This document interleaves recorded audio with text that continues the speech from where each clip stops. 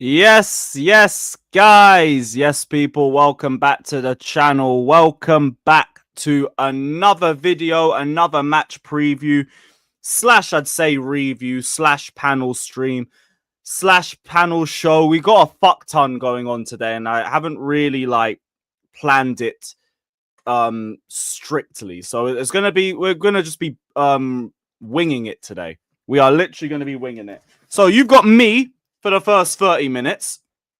Then I've told the Liverpool guys to try pull up around 5:30. We've got Tom Little joining. Roms is joining. Ryan said he joined for a little bit. Hussam's running late. I forgot what it was for, but he just said he's running late. He's going to pull up whenever. We're going to have a few Chelsea guys joining with the Liverpool guys. And then later on, we're just going to send the link out to everybody and just run it as usual. So we've got a lot today. So strap up, get your seatbelts in, and fucking enjoy a good show. Big up to all you, man. You guys already know what to do first and foremost. Pay the rent. And the rent is just one like button. Hit the like button ASAP, people. And yeah, shout out to chat. Shout out to Will. Shout out to Danish Maldini. Shout out to Abdimas Prime. Confirming that both Robert Sanchez and Nkunku will be... Oh, no, anyway. Big up to Wesley, even though he spent the best part of 48 hours just crying about the Conference League. What was he saying? Being in the Conference League and not getting killed for it would mean opponents think you actually belong to. This too shall pass, just like your UCL run. Until then, hold that. I know what my team will hold. 1 trophy, 2 trophies, and 3 trophies that your shit club don't have. And guess what? When we win our 3rd UCL, that will also be a 4th trophy that you don't have. So hold that. Hold that, my friend. But big up to you, man. Big up to Abdimas Prime again for dropping this. Chelsea spoke to Ajax about Jarrell Hato. Is that a centre-back? That's a centre-back, innit? I have not done a lot of research into this guy at all. So I don't really know too much about him. I'm assuming he's a centre. Yeah, he is. He is a centre-back. 19 years old. Oh, fucking hell. Whatever. Great. Fucking great. Oh, left back, left centre-back. Okay. So that would probably be someone we look at if we fuck off Vega then. If Vega gets sold, then yeah, you're coming in. And then it's like, look, what's the point? Is it really the point? Maldini says he's better off at left back. I'll take your word for it. I'm going to do some more research into him, and I'll have an idea of what I think about the player by tomorrow or something. I'll have an idea of that for tomorrow. I'm going to save the rest of that Abdimas. I'm going to get to the rest. So big up to you, man. Big up to Arta. Big up to Remus. Bro, these men are just annoyed that, yeah, we are getting a tap-in European trophy. But guess what? It's a fucking tap-in, mate.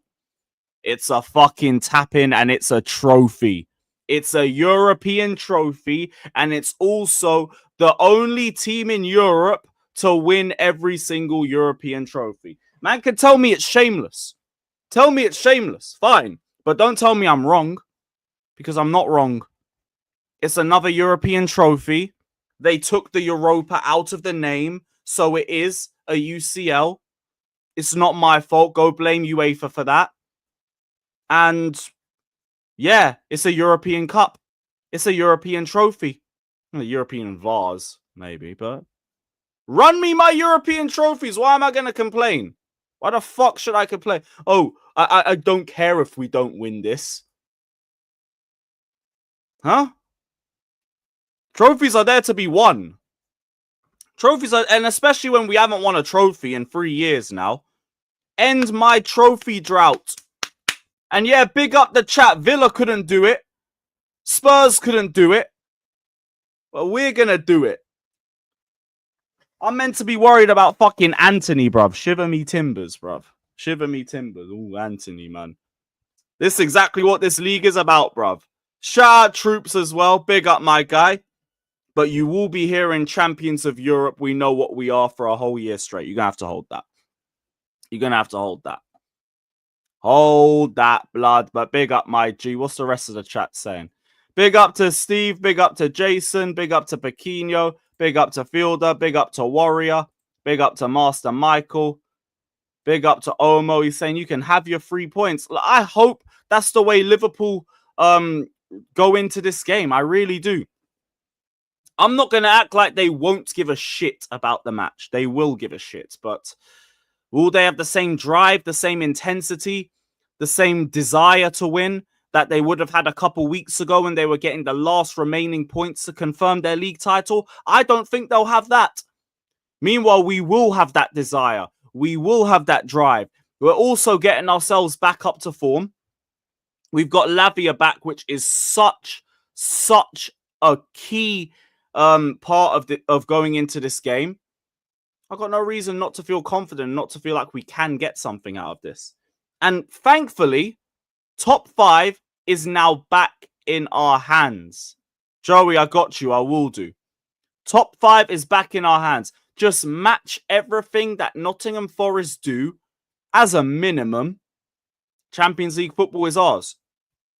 The only game that really does concern me is Forest. If I'm being completely honest, like Liverpool will always be a dangerous game, but I do think there's some variables in this game that takes it into our favour. Some of Arnie Slot's comments, the ones that we will get into later. Big up Warrior, I've already started. Newcastle. I genuinely think when it gets to Newcastle, I think people are more concerned about going to St. James's Park than like actually just facing Newcastle. In both games we played against Newcastle, we've done our thing.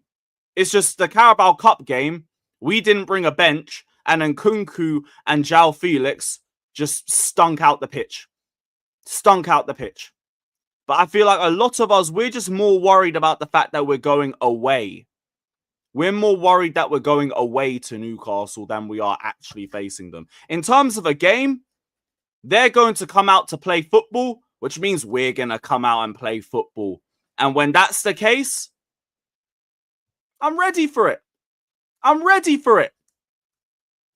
Because, like, that's a game where we again can get something. Joe Linton's out for the rest of the season. That's 1/3 of the shield gone. Word to Flawless. We can win that midfield battle. Then it just again comes back to, can you bury your chances or will you take the piss? The same age-old question.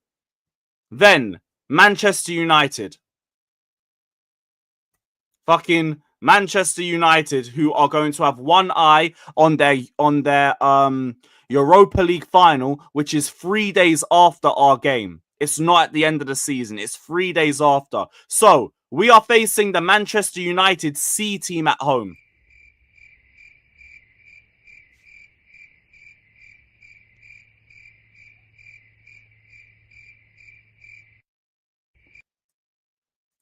Right. And this is why my energy is simple. I fucking dare you don't win. I dare you. I dare you don't beat Manchester. This isn't even United's best team. They're going through to the final. They're 3-0 up. They're going through to the final. So they're playing the kids at the bridge. I dare you. I dare you.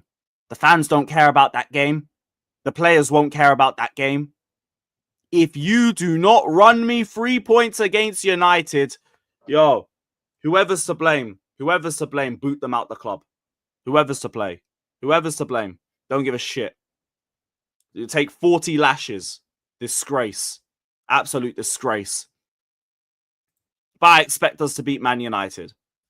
Even with our record. C team, get out of here. So then we go to Nottingham Forest. And Nottingham Forest actually do have a good run of games. Like, Crystal Palace, bit of a test. Just because they're out of form now, I think it's a bit of a test. West Ham, they'll beat them. West Ham are shit. Leicester are shit. They'll beat them too. So as long as Palace can take something from them, maybe we don't have to worry about Forest like that. If they do, we might have to like look at the last day. But it will be in our hands. It will just be a case of don't lose.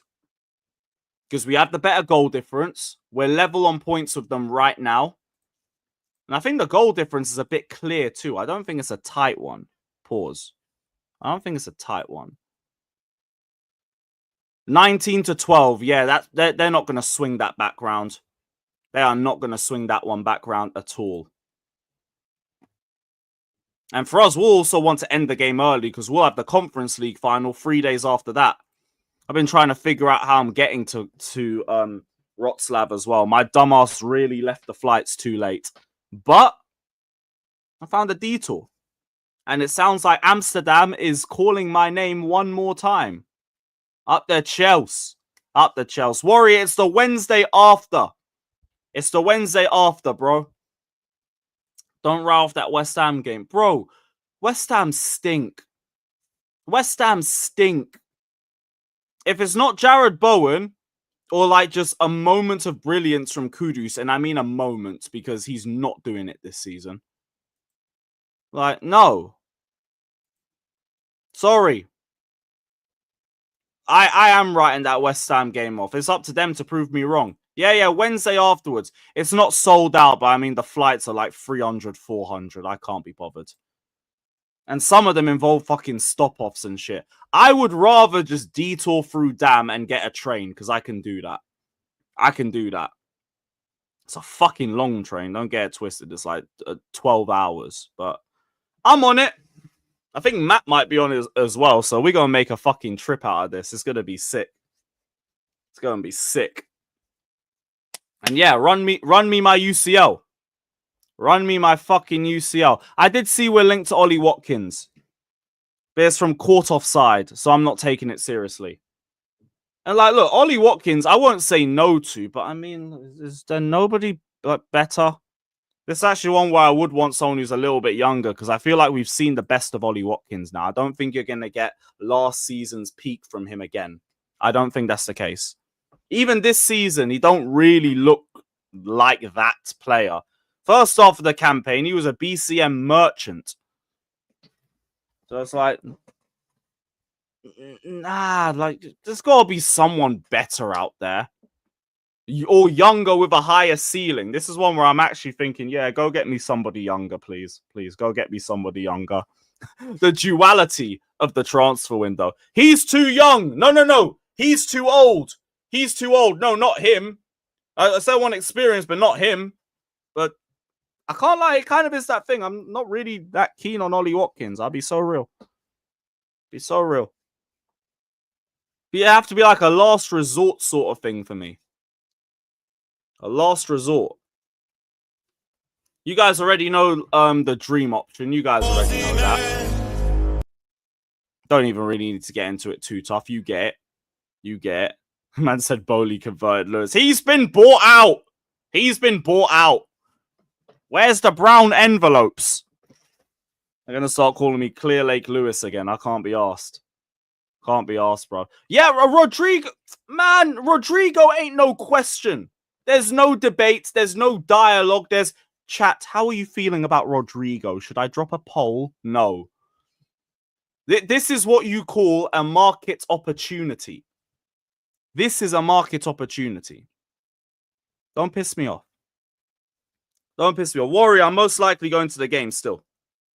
Most likely going to the game. Because now I'm thinking I might not end up doing Newcastle after all. Just because number one, 12 p.m. kickoff, and like number two, I've got 2 holidays I need to pack for or spend money on. I've got Portugal in a couple weeks. Then I've got obviously the Conference League final. And now I might be going to fucking Spain for Northside's birthday. So there's a couple of trips out there. So Newcastle, you might have to... Most of the guys I know are going on the day anyway. So if that's the case, fuck that. Fuck that. Daniel, yeah, we'll keep that in mind. Well, I still need to get a ticket. Tickets for that ain't come out yet. Ain't come out for that. But yeah, Rodrigo, no question. There is no question. Yeah, Warrior, fucking Portugal, then Poland, through Amsterdam and through Germany. And then Spain. Fucking Spain. But yeah, Ollie Watkins, nah, not really. Not really. I did see this as well. Liverpool regards Chelsea as the front runners for Dean Huijsen. James Pearce, who is a very good source for Liverpool, is saying that. So turns out, yo, we might actually be getting Dean Huijsen after all. That just means, though, you have to get another centre-back on top. That means you have to get another centre-back on top. Oh, Club World Cup. No, I'm going to need a sponsor for that. I won't front. I'm going to need a sponsor for that. Brands. Message to all brands. Get me to the Club World Cup, innit? That's the only way I'm going. Because, yo, them prices, no. No, I'm good. I'm fucking good. So just keep Trev. Trev ain't going to be here. Trev ain't going to be here at all. Oh, Damak. Yeah, Damak. Chelsea residencies. Get me in a Chelsea residency. I'll stay in fucking... Well, what did the guys call it yesterday? Terry Towers and all that. Actually, would I even be allowed in Terry Towers? Maybe not. Maybe not. Have to try a different block. But hey. Wait, swear down. Oh, that's crazy. That is fucking crazy. I heard CB might be going there. Big up to CB if he does. Trust me, I've heard they're still trying to like lower it and keep lowering it. Alex from Chelsea Fan TV is gonna go. Big up Galib. Big up Galib. But yeah, Alex is gonna go, but big up to him. I don't think I will be. I do not think I will be. Fuck that. Fuck that. Shame, but hey, US prices, I can't run with that. We move. Can't be doing that. We haven't got a clause for Gehi. That was on his last contract. He re-signed and that contract was gone. Yeah, Jorgen, I'm going to Wroclaw, but I'm going through Amsterdam and through Germany. I'm going to take a train there. I'm going to take a train. Be a lot easier for me. Might be a lot more draining, but done crazier before. I've done enough fucking day trips for European aways where I just go on the day, I don't sleep, and I get the first flight back. Been there, done that. Just get me enough Jaeger bombs, I'll get through the night. Up the Chelsea. Up the fucking Chelsea. No, it's the UCL final. There's no E. They got rid of the Europa this year. I've been trying to tell people that, but nobody wants to listen to me. Nobody wants to listen to me no more. It's a real shame. It's a real shame. But yeah, Chelsea versus Liverpool. We got a few of the Liverpool panelists joining in about a couple minutes. And we are welcoming the newly reigned champions. I think we've done it the most, by the way. 7 times in the Premier League, we have had fixtures against newly reigned Premier League champions before the end of the campaign. The only problem is we've only won one of them. We've only won one of them. So, Man City away, 22-23. We obviously lost 1-0. Palmer assisted Foden. 5-3 to Liverpool in 2020. Kepa having a stink session, ruining one of Pulisic's greatest ever games for Chelsea. We had Leicester City in 15-16. Danny Drinkwater screamer at the end. That stopped, brought them level after a Fabregas penalty. What were the other ones? There was a few others that I'm forgetting. Manchester United in 2007. We drew 0-0. Both United and Chelsea rotated heavily, solely because we both were playing each other in the FA Cup final a few weeks after. And the only one that we did win was 12-13 when we beat United. Also, the only time that we've beaten Manchester United. That's the last time. At their ground. No, not the... We didn't do a Guard of Honor for the Invincibles. We played you before that. I'm sure we played you before that. We played you before you were confirmed champions.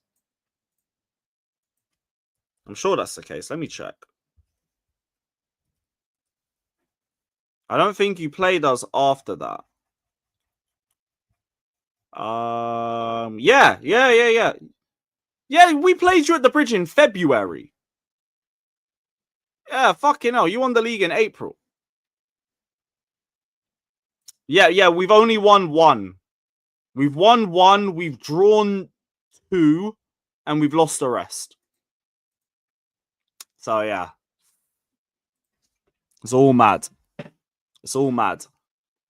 Although I don't even know if we did a Guard of Honor in 12-13 because I saw the Squawker thing. We said they've given more Guard of Honors than any other team in the Premier League with 4 so far and 5 to come.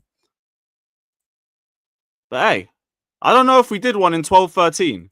Did we just air their Guard of Honor? Did we not give them a Guard of Honor at Old Trafford?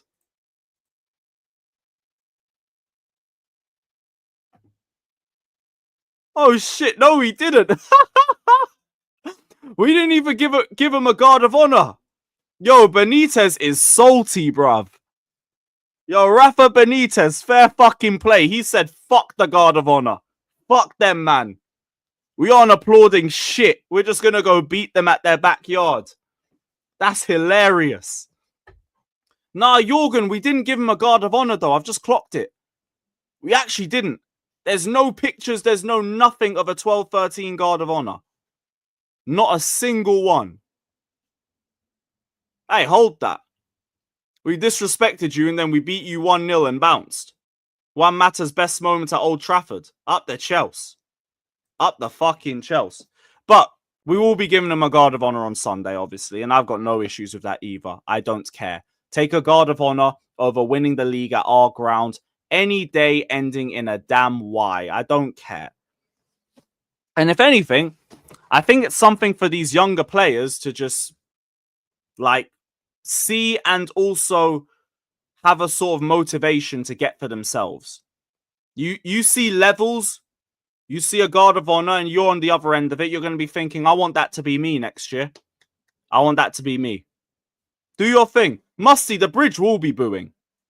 There's going to be people booing. There's going to be people with their backs turned. There's going to be people just chilling in the concourse. There's some man talking about even doing the English national anthem through it because they love to do the whole we're Scouse, not English crap. So the bridge won't be doing no honor. There'll be boos. There'll be all sorts of crazy chants that I probably won't mention on stream. I probably won't mention it, but you already know. You already know the gist of them. And yeah, it's going to be all sorts of craziness. All sorts of craziness. Oh, beautiful. Sam said he's going to be here at in 20 minutes. Lovely. Lovely.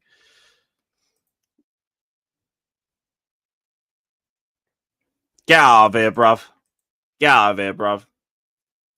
How do I see this game going? Honestly, I feel very optimistic for it, especially with the quotes that Slot said. He's not going to change everyone, but there will be a few players that come into the team. I expect that you'll probably see Van Dijk playing. You'll see Salah playing. Salah's obviously still going to be motivated because he's got personal records that he wants to break. But I expect to also see the likes of Chiesa, the likes of Harvey Elliott, the likes of Nunes, the likes of Endo. All these guys to get starts because they haven't had a lot. Slot's also come into a bit of criticism for not rotating enough, especially with the week where they lost to PSG and lost the cup final. So I would assume he takes full advantage of this to rotate, which only works into our favor. Those players, again, I still expect them to be a bit motivated, but like the levels will be different. It will be different. Instead of fucking like their peak midfield, you're going to have the likes of Elliott and Endo in there, for example. You're going to have Darwin Núñez up top. Shiver me timbers and all of that, unless Sanchez wants to go and pass the ball to him. I expect us to win the midfield battle. We won it when they played their best midfield last game anyway. Even though, like, they did drop back a lot against us. We still patterned them in the defensive and the midfield in the first and second phase of the game. It was just the final third where we just couldn't really get through. And you know what? You might even see a Kwanzaa start. So it might be a Kwanzaa Van Dijk thing, and that could work in our favor as well. Obviously, Robertson on the left-hand side, or Shimikas. I don't know if Shimikas is injured or not. So, not too sure. But it will be a team we can get at. I don't want to say nothing about the goalkeeper, because Kelleher always just seems to be on judge when he plays Chelsea. Always. Because he's probably the only number 2 keeper that has no fear over Chelsea. The amount of damn times he's played against us and won, it's ridiculous. It's ridiculous. Daniel, shame, it's free. Yeah, he had a good game. Have another one. How about you have another one, then another one, then another one, then another one, then another one, and I might rate you. I might rate you. Alisson will play. Faz. Like, I don't think it's going to be a full 11 rotation. I could see, like, the best of the best playing. Like, your Alissons, your Van Dijks, your Salahs. I could see all of them playing. And then you might rotate around them. Curtis Jones. Yeah, Curtis Jones maybe in the midfield too. Maybe in the midfield as well. But yeah, just quickly on Maresca quotes before the Liverpool man them hold up, roll through. Enzo Maresca on giving a guard of honor to Liverpool. He says, "We're going to do it. It's a tradition. They deserve it. I don't think they will be different or relaxed. Our players will probably be thinking, I would like to be there one day, and that is why I don't care about the guard of honor. Look at it and look where you need to aspire yourself to be. This is where you have to aspire yourself to be. Getting the guard of honor from your big 6 rivals. So learn from it. Learn from it. You see levels, you see where you need to be at. We'll do the booing. We'll do the disrespect. You don't even have to do that. You could be salty and do the Bernardo Silva. That would be hilarious. Like, if I see fucking Endo walking past Caicedo and he's not even clapping, he's just sipping his drink, I'll be like, yep, that's my dog. That's my fucking dog. But whatever, just sit there and experience it. Whatever. Yeah, that's why I always say it's also only 1-1. It's only 1-1. Do I still have the picture up here? No, I don't. Ah, fuck it. I got rid of it for the Caicedo picture and back again. Can't be asked. In terms of the gap between Chelsea and Liverpool, it is there. You can see this clearly. My feeling is we are moving in the right direction, and hopefully this gap can be smaller and smaller. Oh, shit, yeah, we gave you one in 2020. Oh, fuck's sakes. Yeah, Ryan, no worries, bro. No worries. I saw Enzo Maresca also said that he admitted that Chelsea need to do things in the transfer window. When asked about signing experienced players to make an impact like Van Dijk or Alisson. This is the same thing man wanted to prop Poch for, I'm just saying. Man's calling out the sporting directors, he is demanding more. This is yet another press conference where he has hinted that he wants and needs more. Chelsea, it's up to you lot to deliver. All I'll say of Maresca, you also got to deliver with top 5. Go get us top 5, and then there is no excuse. There's no ifs, no buts, no question marks, no financial issues, no nothing. Run me my players. Run me my players ASAP. ASAP. Other quotes. At the moment, just Mark Hiu and Anselmino are out, and Kunku has a small problem. When we get back to Cobham, the medical staff will tell us how he is and what his status is. It is exactly the same for Robert Sanchez, although he's working on the pitch, so compared to Christo, he is in a better situation. We will see and assess them both before Sunday. So, Nkunku won't make it. Well, most likely won't make it. Sanchez seems like he could. Hey, I'm happy to know that you're well, you're fit, you're healthy. Now, don't be an idiot. Don't be an idiot. Give me the game you gave us against Everton. Give us the game you gave us against Everton. I'll leave you alone. I'll leave you alone for another week. You do something stupid like pass the ball to Salah, then you know what? Straight onto your fucking bald head, bruv. It pissed me off. Don't fucking piss me off, bruv. Fuck all of that, bruv. But that's about it on the Maresca quote. It's actually really good timing because Tom's in here. Yo, big up, Tom. What are you saying, man? Big ups, big ups, big ups. Yo, how are you feeling? First week as Premier League champions, mate. Oh, shit. A few of the Chelsea guys just said they wanted the link as well. It's getting a few of them. It's brilliant, mate. It's lovely. It's nice to be able to actually celebrate it as well for the first time.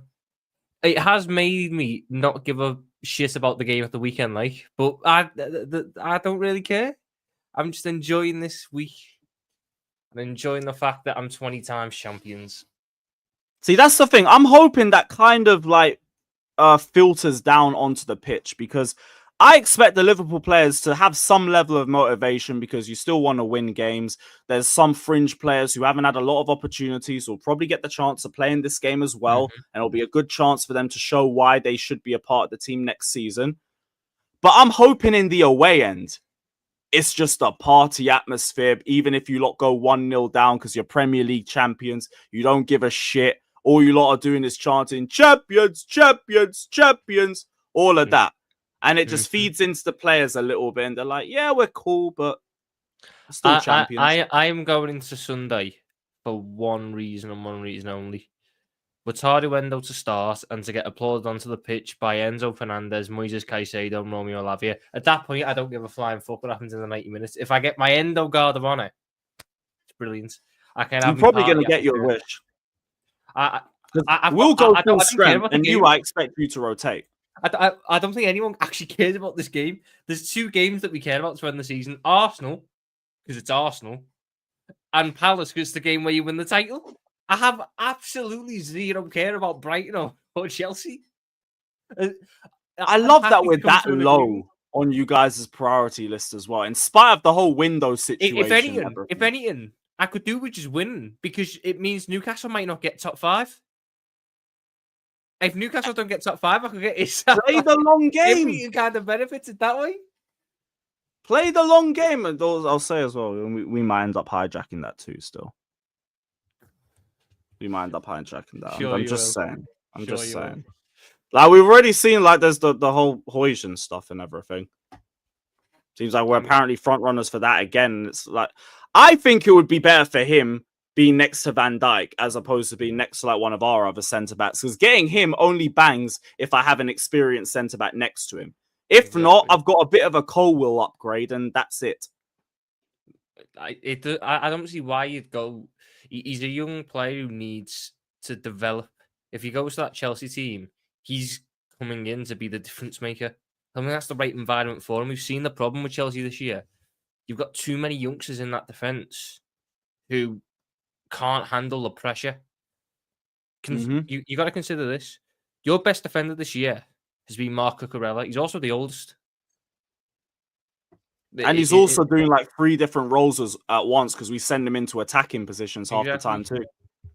Exactly. So I think what he needs, he's clearly got aspirations beyond the Premier League. He clearly wants to go to Real Madrid at some point. For him to develop into that player that Real Madrid wants, he needs to do it alongside someone who can teach him and develop him. But he also needs like regular starting minutes, and I think that's what's pushing us above you lot. Because we're telling him that he's going to be a starter at Chelsea. You are walking into the team. I mean, I think with those, it depends a lot on Konate. I mean, with us, there's a starting spot in 2 years because Van Dijk's not going to get another contract, I don't think. So I think in 2 years' time, there's a guaranteed starting spot.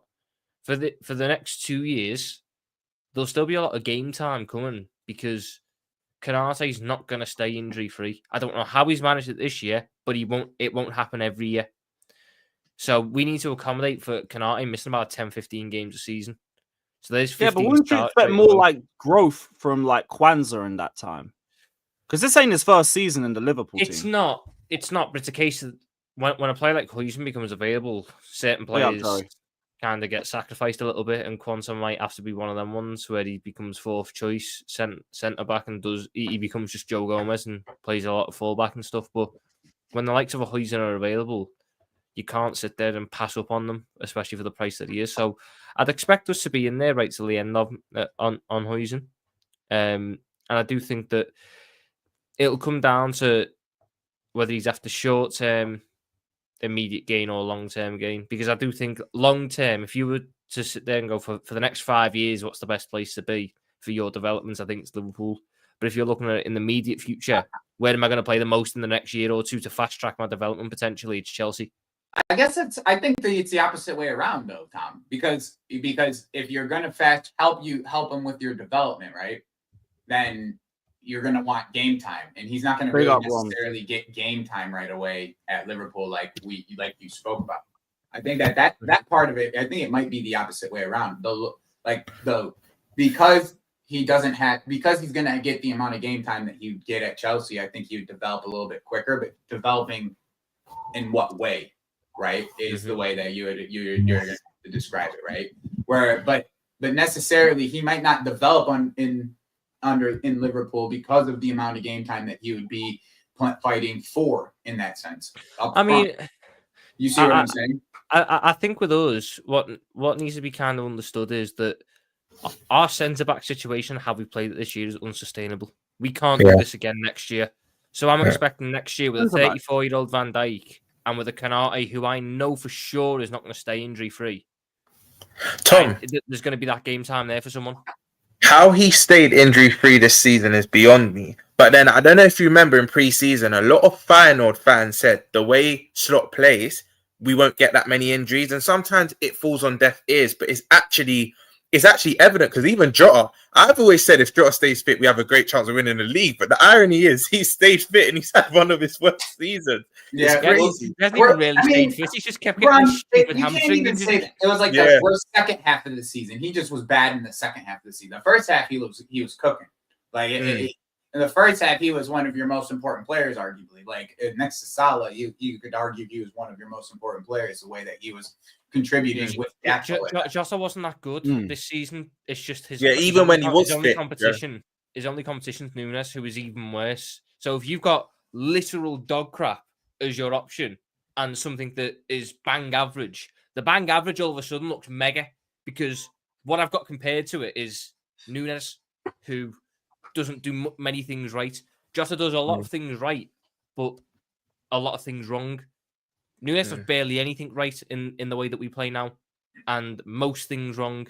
So I think, ironically, our best striker has been Diaz this season, and he's not even a striker because he ends up playing out wide. Can I just ask you a question? Because I have a show with a Liverpool fan. I ask him this question all the time.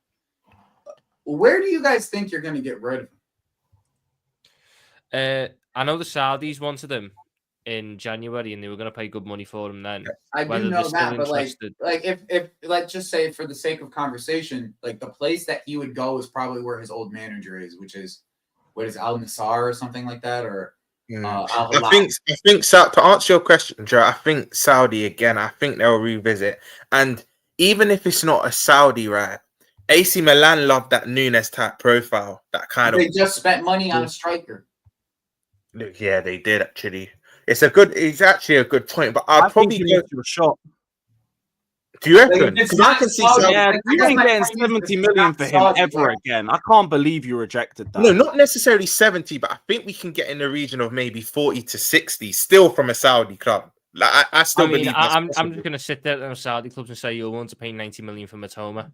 Just give me the 70 back and we'll sit down and forget about it. Whoever wanted to make that deal already. I mean, that's the one thing is like I just wonder if like let's just say like they end up going for Osimhen and they get Osimhen. I don't know if they go for Nunez. The only other thing that I could see us potentially they did the same thing with Tony last year. Remember where it was like Osimhen and Tony. Okay, we're gonna go get Tony. Osimhen's shit out of luck. I mean, Nunez was the first choice, and then we rejected them, so they pivoted to Duran and Boniface, and ended up with Duran. So maybe didn't Napoli fumble that one? Because I think like they had an agreement, but then I think we came with another offer for Osimhen, and they tried to get them to match that, and they got told to fuck off. That Osimhen situation was weird.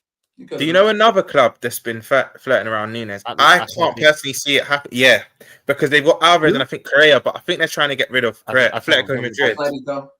I think they're trying to get rid of. The only way I'd see it happen, because Atletico won't pay money for them. The only way I could see it happening is if they were willing to let Alvarez go, and we were to do like 70 million plus Nunes or 80 million plus Nunes to get Alvarez. They're not getting rid I know of we like Alvarez, but I know, but they're not getting rid of Alvarez. Or Tom, I can Alvarez see that. doesn't want to. Yeah, Alvarez left the Premier League because he wanted to be in the sun. That's the reason he wanted to be. Hey, it's pretty sunny right now. Yeah, it wasn't like this for like 2 years before, though. It's sunny 4 weeks of the year. Okay, it's cool. Yeah, well, he's going to sign in the summer, so we can just load him in with that. Do you know another option, Tom? But we won't accept this because we just want him sold. I can see Atletico maybe saying loan with an obligation to That's buy. what I was thinking. Maybe they want a trial season to see. Look, Nunes, you've not been that prolific. We can't afford to give him a trial season. No, we won't do that, Tom. Tom, we won't accept the trial wouldn't work. It just put. I'll make sure no one in Spain goes for him after that. Exactly. Wipe out the whole Spanish market. We're trying to do like an Anthony at Real Betis thing, and we'll just come back with no one wanting. No, yeah. That's what I'm saying, Tom. I mean, Anthony right now is actually doing himself a favor right now, I would say. But I quickly wanted to put my 2 pence in with the Huijsen debate because I was listening backstage. I think you lot are spot on. I think both clubs have pros and cons because if he comes to our team now, we're in better stead to win the bigger honours. But Konate's having an unprecedented season where he's not got injured. But this normally happens. Now, if Konate is to stay injury-free again, this is why I brought into the playing styles because you lot would know with Poch, it's not a coincidence that the more you play Poch's style, you end up getting injuries. And it wasn't even just at Chelsea; it happened at Spurs as well. Big up Jimmy, big up Ryan. But it happened at Spurs as well. Slot's system has kind of made our injury-prone players less injured this season. But I think if a Huijsen went to a Chelsea, he's guaranteed more game time because if Konate stays fit, the reality is he's not hardly going to... I wouldn't say hardly, but it'll be Carabao Cup minutes, FA Cup minutes, maybe to see out a game. But I feel if he wants immediate trophies, we're in better stead than I'd say you lot. But you made a very good point, Joe. It's also the way he will develop because if he comes to us and he hardly plays, there won't be much developing. And he's coming from a team where he plays week in, week out, and he's one of the main centre backs. It's not just the got main. into Spain's team. You know what I'm saying? So it's like Exactly. if you can't him getting into Spain's team now, not being at a major Spanish club, like regardless, it's gonna make him not playing, also, Joe, it makes it impossible for him to get into Spain. You make a very good point as well because the end of next season is World Cup year, and he's gonna want to play consistently. So I actually think I agree with Tom. We're gonna be in for Huijsen till he's gone to another club, but I actually think you may pip him. You may pip us to this one yet again, only because I think he'll want more playing time. Because I still have this feeling at Madrid that like with all the injuries that they're having at center back spot, they might end up like pipping up and just spending money on the center. Yeah. That's just like what's kind of going on with Madrid. They could literally just say snap the fingers. Big up, man. And they got a center back. Our big thing though is, and again, it comes down to who we've got. I know the playing time argument is there, but Huijsen will play a lot of games because I'm going to liken him to the position Curtis Jones has in our team at the minute. He'd be Curtis Jones has started like 27 league games this season or something. Because there's always like a moment where he can come in, and if he's not, and if not, he'll come off the bench. I think for him, but then to develop alongside, if Konate leaves in the summer, the whole situation changes, and that's the thing. Yeah, but that's like an outside point that we're not considering. But I also think Huijsen, it comes down to how he looks at it in the sense of 2 years of playing alongside Virgil van Dijk is better than 5 years of what Levi Colwill can ever teach him. He's not going to teach in the nicest possible way. In the nicest possible way. 2 years alongside Virgil van Dijk, he'll develop more as a centre back. I guess my thing is though, Tom. I think the one thing that you keep on making it a point of like the substitutions of it all, but like at center back, most of the time you want a partnership that's locked down. Like it's a two that you're going to just play majority of the game. We've had a lot of success over the years of rotating centre backs though. But what years in what years were you most successful when you didn't rotate as much? So in 18-19, Joe Gomez played 27 games at centre back, and Matip played 26. But I think that's when Yeah, but you're Gomez got splitting, injured. are you then. split, But even the year that we were going for, that's even the splitting year we were going for the season in two, quadruple though, low, with- Matip played a lot of league games. Kanate would play the cup games, Play the cup Champions games, League, yeah. and even Yeah. some league games alongside. We had a 3 centre back rotation that year, and it meant that Van Dijk got more rest. We need to look after Van Dijk is the main thing I'm looking at here. You're giving him a 2-year deal. I can't run him into the ground because if I run him into the ground year 1, what have I got year 2? I'm stuck paying 400 grand a week to someone who's not got the legs. So we need to start looking after him to prolong his quality. I don't think That's where you I bring don't that think 3 you're centre back necessarily rotation back he's in. wrong for going to either team necessarily. I just think that like when it comes to like what type of game time he's going to get before World Cup, like specifically, is like so key for a player that. I get that, but broke I into also don't think Huijsen's got age on his side to the point where I don't think he's looking at the World Cup in 2026 as the one. Yeah, I mean, I was about to, with the way the Spanish team is going though, I don't know, man. They're front runners for it. I ain't gonna lie to you, man. And Tom, I think it comes from being a professional. He'll want to be there regardless. I know He'll you're want saying to be there, but I'm just thinking about Spain's centre back situation at the minute. Who's there? So Laporte, I think Laporte is still there. This will be like his last tournament, probably. I think Martinez is there. Inigo Martinez. There'll be Pau Kabasi, who's boomed right up to the top and anyway. then Asensio, which would leave Huijsen out, literally. So here's the I thing. don't think that spot's Here's there. the thing. I know, but here's the thing: as long We're as still trying to look at as Saliba in long the as future. Asensio's at Real Madrid, he's gonna get he's playing games at Real Madrid on a consistent basis. He's going to get the advantage at the Spanish team. It's just how Spain freaking works. They look at Barca and Madrid. Yeah. It's prime. Yeah. Not if he's playing better, though. Not if he's playing better. The better But player. he has to be playing. Jimmy's my point. That's the point. Yeah, He has that- to be playing. Oh, yeah, I agree with that. I agree with that. He has to be playing. And I don't think he will. There's not a player in this world unless any player that's playing first team minutes every week, they're not looking like, well, I won't make this World Cup. I'll make the next one. No, they want to play in that World Cup. Yeah, they want to play Yep. the next. I'm not saying he doesn't want to make the World Cup, but I don't think he's looking at this one as the one where he's got to go. I'm the starter. I'm the starter for every game. He'll want to be at the tournament, and I think he's guaranteed to be at the tournament regardless. But it's not. It's down to his role in the squad. I don't think he can look at this tournament because you've got to bear in mind this is his breakout year. And I know that this is Kabasi's breakout year and Asensio's breakout year, but they have the Spanish PR behind them, like that Huijsen doesn't have. But if anything, Huijsen still gets a bit of a side eye because some people still call him. Yeah, but when it's all said and done, they all go there. to camp. All that shit goes out the window when they get to I was camp. saying Kelleher's gone. It's who performs. Yeah, Do you know a we've known narrative? Kelleher for about a year. Yeah. Yeah, we know he's Well, yeah, He not almost bad. went last year.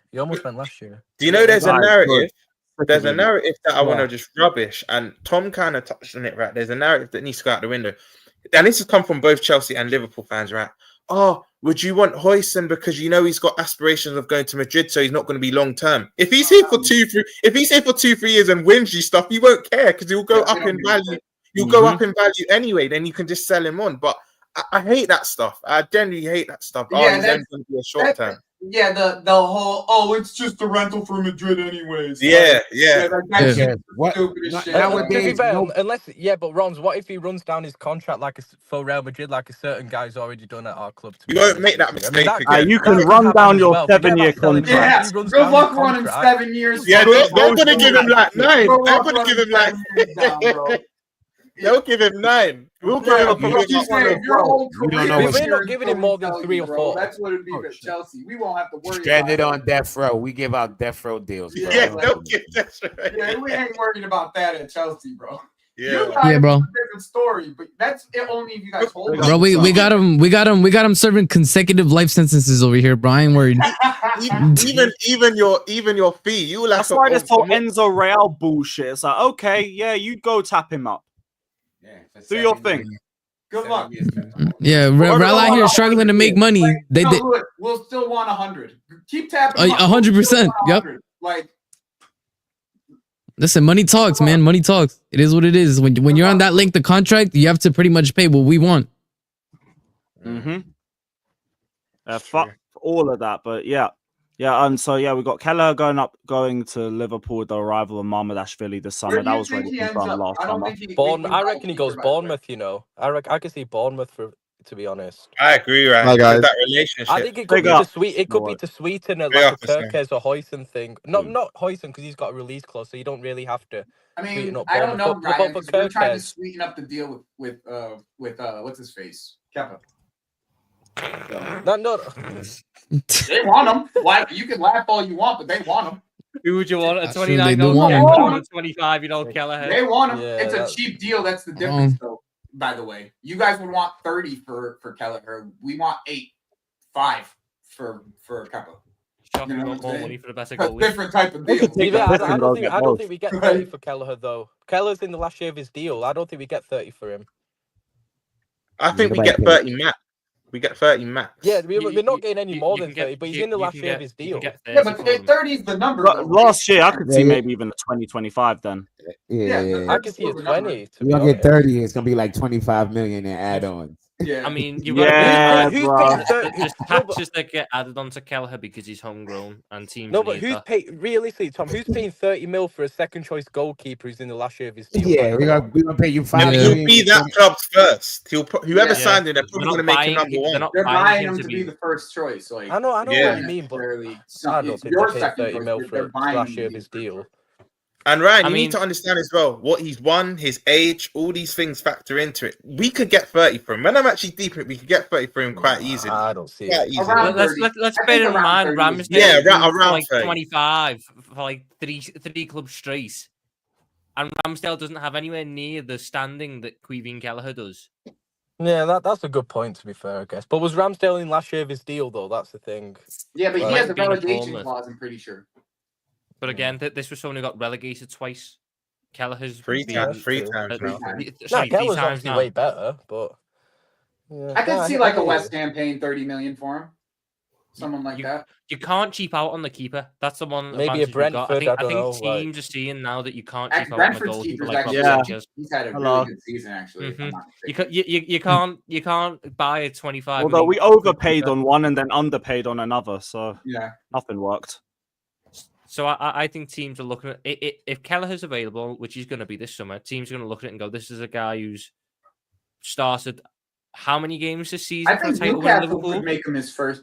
He could outdo. They Nick want Pope James at Trafford though, Newcastle. don't they? I think they want James Trafford. That's another good Newcastle. point. Trafford, but Trafford's coming up regardless, right? He's coming up here regardless. Yeah. He might as well just stay at Burnley. That's going to be one of those. He's going to be at one of those teams where you get to show all your goalkeeping skills because you're going to be under the cosh every match. Yeah, And they then- play defense. But then Lewis, Yeah. on the flip side, he might not want relegation on his CV because let's be honest, they'll go straight He already back down. got So one. he's, He's already got a He's already relegation got on Yeah, one. his but CV. like- He's already Oh, got yeah. one. On the flip side to that, you have a good season, you make Burnley money on your way out. So like, true. maybe. That's just surprised he even lasted there from the first time. Still. But yeah, Daniel, we paid 25 million for a third choice and then 70 million for Kepa. We've made L's on either end. It's fucking crazy, bruv. But back to the Chelsea-Liverpool game. So, Sam, I already know you said you expect to lose this one. How are you three feeling going into this? I know you don't care regardless, Premier League champions and all of that. Don't mean nothing. But Oh, bro, you're beating us. how do you You're feel 100% going beat- into it? You're 100% I beating us, just and want I my do Endo not guard care. of honor. That's all I I'm genuinely after. don't care. Like, honestly. You have the guard of honor. We'll line them all I up just together. want my Endo guard of honor and maybe a Salah assist, and I can leave pretty happy. Oh, I'm- bro, I'm- Salah's Mm. spamming on Sunday is going to be shameless, man. Salah's just going to be spamming, looking for assists, man. Well, yeah, oh because- my God. I Hey, blame don't him- start I don't- Nunes, I man. don't blame him. Bro, I don't blame him as well, by the way. I do the same. I'll be honest.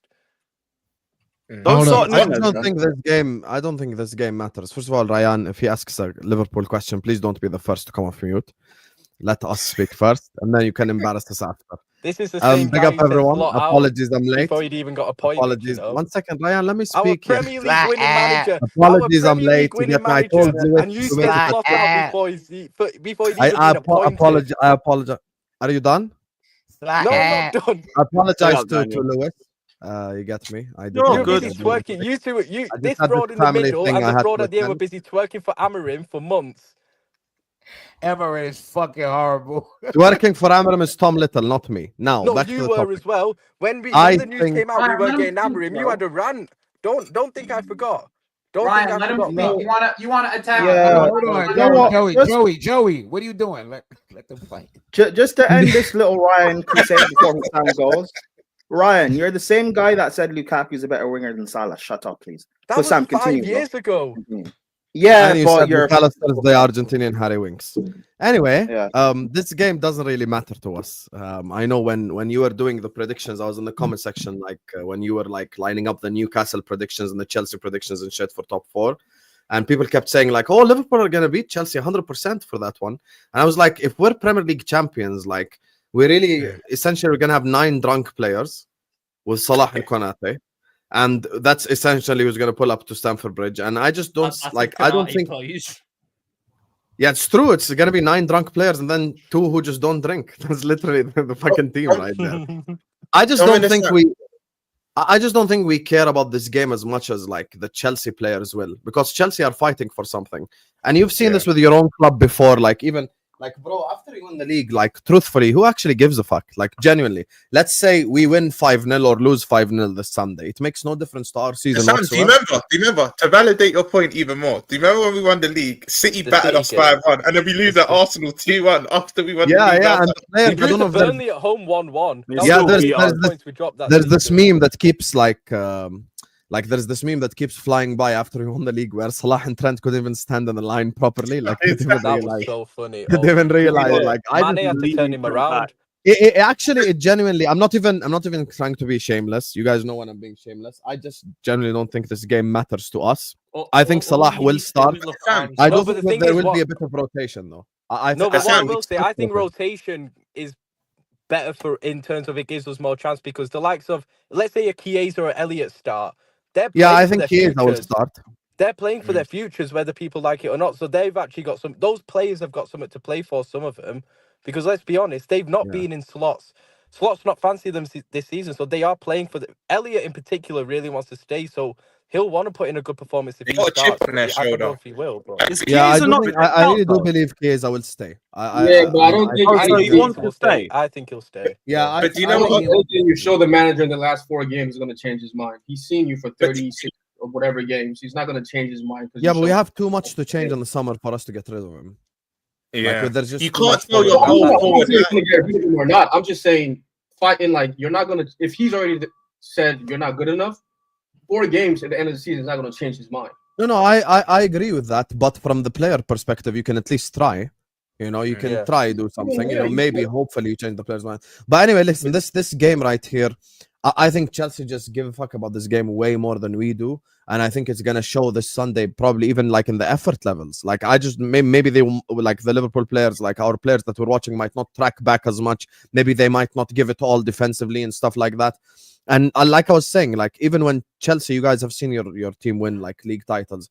After you win the league, you're not like really out here on the pitch, like trying to give your all to win. So for me, I think I do believe that Chelsea will win just based off of like, because you have something riding on this game, you know, like there's something like it means something to you, you know. So I think Chelsea wins the best case scenario for us, because it means they've got more of a chance of knocking Newcastle out the top 5. Yeah, we kind of need that to happen. Oh, Newcastle got top 5. Do you know what? Sam, do you know what I think? Do you know what I think? Do you know I think this ends a draw though? Because, and I think all of the Chelsea men on the panel will agree, when they've been under pressure this season, they can't really hack it. They'll have 30 shots at goal and be lucky to score 1 or 2. I agree with you. I think we will rotate slightly. I think they'll have more effort levels. So I'm with you. If we was to lose 4-5-0, I really don't care. Until all this month, we're in party mode.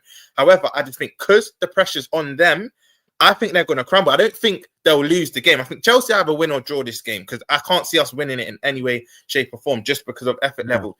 I can see it being a draw. I can see, like you said, the Salahs, the Konates. Salah's still chasing records. He's going to have something to still fight for. And I think even Slot himself, as a manager, he'll set that precedent. You know what? There's little wins in this. Let's try and hit 90 go look at his press conference today. When a bald man stops shaving, that's a man who doesn't give a fuck. He's been on the piss, I can't lie.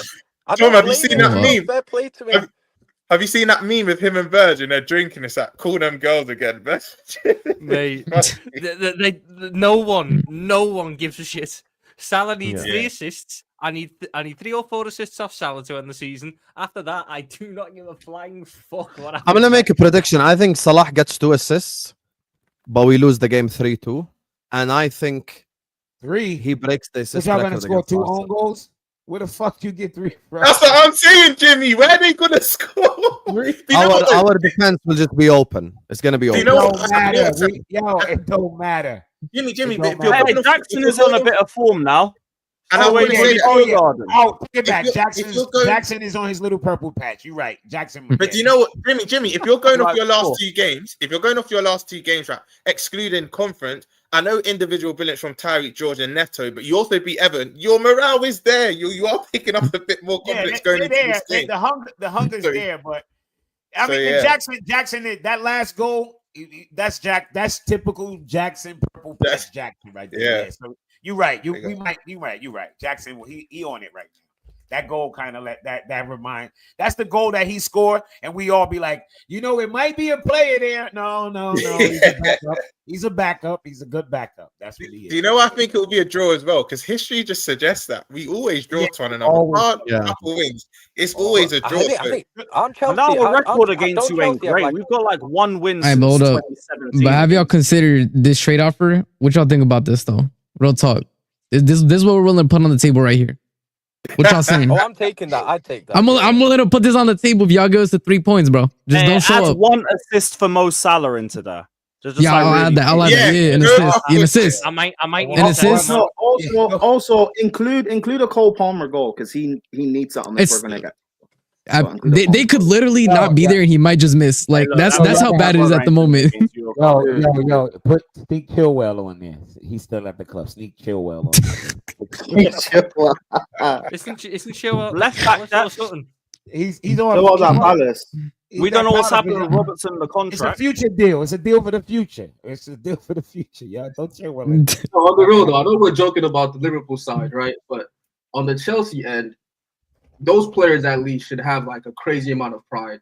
Whereas we have to beat Liverpool to make Champions League. I'm talking about the Caicedo, the Lavia. We got to make you can't let Liverpool be the reason why you don't make Champions League for another year. They've won the league. They don't even care. It's like the final last year where Liverpool basically played kids. Let's be real. So I was expecting them to step up. Like, these are kids. We have to dominate them. They failed that. This is your second chance. Potch tax. You beat Liverpool now. Yeah. You know what I mean? Like, Yeah, it's Podge tax, bro. It's a fat ass Podge tax. That bold fraud. Yeah. Everyone wants to say fuck tax. Gallagher had 3 big chances in that 90 minutes, bro. Yep. Yes, and that was his favorite player. And then the kid, and then, hold up, and then the Liverpool, hold up, the Liverpool kids came on, and Podge said, "Let's play for pens, bro." The kids came on, and that fraud said, "Let's play for Don't pens." get twisted. Extra time is on Poch, but in the 90 minutes, it's blood on Gallagher's hands. All on everything is. In the 90, it's Gallagher, bro. In the 90, it's Gallagher, bro. I understand we gotta get the Cobham agenda in there, but no. Nah. How am I doing Cobham agenda? Nah. Prime, I've It's known not you for Cobham 5 years, my friend. It's not Cobham. Do you clearly don't know me enough? He's laughing, bro. He's laughing. He can't even know. It's not Cobham agenda. Relax, bro. Do you know what's crazy as well? I'm not sure of his name at the end, but what are you saying about restoring a bit of pride? I saw a stat today. The last time he beat us in the league at the Bridge was a Giroud header, and I think we had the Champions League final a week or 2 later. It's been It was a while. Giroud header and the Mount goal, and that's our last 2 wins. Yeah, but I mean at the Bridge. At the Bridge, it was 2018. Yeah, it was Giroud header. So Nah, I that's remember quite a that while game. now. I remember that game. Mane was playing against us that game. I'm telling you, man. He was just missing bare chances in that first. 2013 and then 2018. Fucking hell, our record stinks. Yeah, I don't even remember that Mount goal, and I don't remember that Giroud goal to begin with. I don't remember. He scored a header. He scored a header. It was a header. I remember it was a header. I mean, that's obvious. If Giroud scored, that's gonna be a fucking That was header. like back in We almost Liverpool's drew greatest top ever four. Chelsea game. He We just almost drew randomly top cooked four in because that of match it. for no Yeah. reason. I remember But we Giroud's have- goal at Anfield when we won 5-3. That's the one I remember. Yeah. Yeah. But to be fair, when Fucking when That was when they game won when those they games, were 4-1 down by then. when they won that game, we had the Champions League final the week or two later. So again, motivation just was. I've realised we always play Chelsea. It's either right at the start of the season at the Bridge, or it's right at the end. It's weird how they do it. It's proper. We just have to not lose. That's what it comes down to. Because we could still make Champions League. We just can't lose any of our remaining games. It's that simple. We're not losing a game. We don't have to be for the rest of the season. No, we don't. We don't. With this Liverpool game, me? Yeah, I think it might be better now. Might be better now. Who did Forest have? Oh yeah. Forest got Palace. That muffles not me though. No, you're good. You're good, Prime. You're good. Wait, is it Palace away? Regardless of away or home. That's tough. Forest is in shit form. And Forest isn't bad. Is cooking. So let's go. Yeah, but now we gotta take advantage of that. Like, match all the results and just keep winning. We're in form. We've got a bit of a winning feeling around us. Keep building to that. I think we're gonna be fine. Like we're not gonna lose a game, and I think we'll win at least one of our remaining 4. I think we'll be fine. We need 2 wins. There's a way where we can get 2 wins and 2 draws and still get Champions League, but we can't afford a loss. I think you have to win. I know. You have to win on I don't think you have to win, guys. I really do. Forest is the only game where I think we could drop points and it might be okay. That's the only. Yeah, but you're going Newcastle away as well. Yeah, but I expect us to win that one. Liverpool, I think we can win that one. Newcastle. I think we're beating Forest.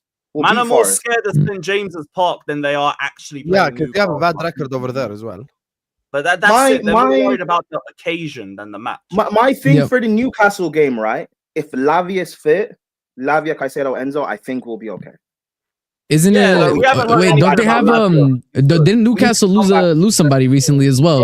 Joelinton's out. Yeah, Joelinton's out for the season. Yeah, but that's my point. And then United, they're all playing the kids in the Europa League finals 3 days after. They won't care, so we beat them. Can I ask you something? I don't know if this question's been answered, but Slot said that he's not going to play his full team this weekend. Who do you think? Slot said that? Yeah. He's going to rotate. Yeah, he said he's going to rotate. I can see Endo or someone playing like that.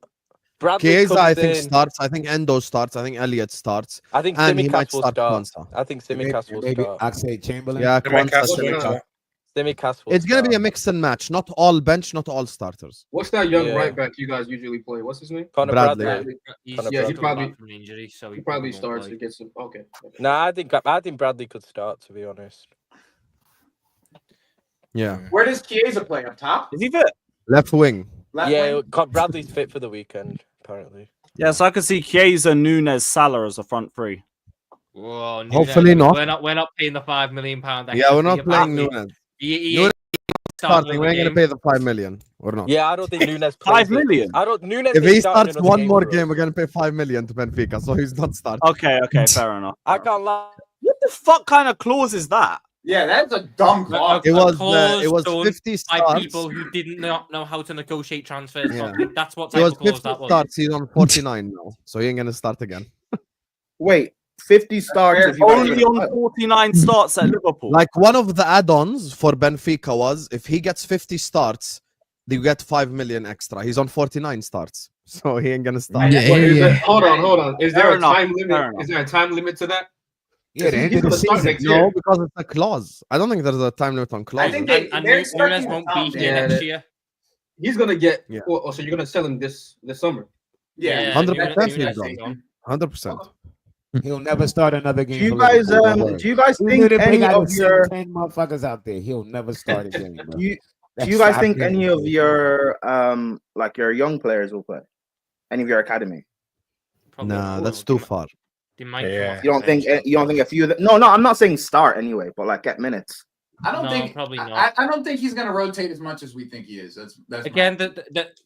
I understand not starting some of the senior players, but there's no reason to have him on the bench. There you go, bro. Like Chiesa, I can understand because he didn't get a ton of game time. Like Simicast, I could probably understand because Robertson's like at that. He probably doesn't need to have Robertson playing. Kwanzaa probably for Konate. I'm guessing is the. Yeah, I think so. I could see Van Dijk instead of Allison, I would say. Put Ben Ayew on the left wing. I think. Yeah, and then you said probably like Elliott. Who do you think the midfield is? Elliott. Bring out all the old guys. Curtis Bring out your Jones, legends team, man. Elliott, Jones, Ravenberg, maybe. Probably Endo. Yeah, or McAllister, maybe. Oh yeah, Endo. I think Endo starts. I need my Endo guard of honor off certain midfielders. That's all I'm after. Give me the 3 points. I don't care. Put the 3 in the bag. I don't care. There's no listen. Just put the 3 points in the bag. You can get. You know what? We can get a video apology from Lavi and Caicedo to specifically you. That can be arranged. Put the 3 points in the bag. No. We ain't giving no apologies. You go too far. I think for what? We saved them from for hurting their feelings, bro. For hurting their feelings. That's all. That's it. You know what I'm saying? Like how down bad Chelsea are to the point where they are negotiating this so they can get top 4. Yeah, that's what. And you think we're gonna lose? We are desperate. Tom, that's what dropping points twice against. That's where we're at. Yes, that is where we're at this point in the season, bro. We need this. Now you know what sucks generally is that when we play Liverpool, apart from I think it was that one game a couple of years ago where we got just blown out. It's been a good game. It's just been our forwards can't fucking finish, guys. It's definitely not always been a good game. There have been some horrible fucking boring games. We had like they've been boring games, but when no one won. I guess the point is, it's just been like the finishing has been shit, and then that's what we're relying on. The Potter game at Anfield was the worst game ever. The highlight was Mudryk dribbling past Milner. I'll tell you what, that was the worst. Yo, let me tell you the worst game in history. Those are 90 minutes here. You're gonna look back on at the end of your life, bro. That highlight was the worst thing never that gonna ever get happened to me. That Mudryk highlight was the worst. Okay, well, hold on. Just quickly for the Liverpool game. I will never forget. The one at Stamford Bridge wasn't much better Never than year. stop showing that shit. Oh my No, but god! at least it was 1-1. Like we got a goal. Would you Jimmy, be happy with Jimmy, they were living off that day. That was Zia's Oh, Bro, he was God. eating for months, bro. Yo, from that he whole was eating season, for that's one of the best moments I've had in grounds that season. It's next to that João Felix first touch against Fulham, bruv. The roar you got from the crowd was insane, man. Oh, Yes, we were bro. that down bad. I absolutely You are hate that that down game bad. because it made Chelsea fans thinking Mudryk. You're really down bad. You're picking up first touches. Fucking hell, bro. Bro, No, that's it. Hold up. From that Fulham away end when Felix made that first touch. That season, yeah. That season was we were hyped for first touches. As João Felix first touch of the football. When you had Gallagher,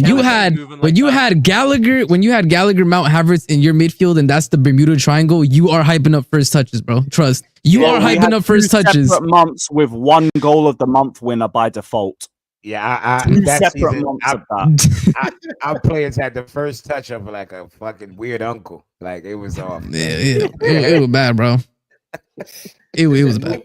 Mudryk used all his talent for that 5 seconds. He had the first touch of a poke, bro. Apart from that, it's been shit. Correct me if I'm wrong. Was his next best moment the fluke cross against Arsenal? Yeah. Facts. You know what about the Mudryk? Next best moment. His highlight reel came against fucking Milner. It wasn't like it was against Trent. No, it was the Newcastle game. It was the Newcastle game when when a player kicked the ball on him and he scored, and people were like, "Oh my god, he saved us!" I'm like, "Yo, this guy's so shit." Yo, we had the first fucking Noah FC and I think he had the one goal where he like took the ball off of Gallagher's foot and like just Newcastle. It was Newcastle. These guys were the come on.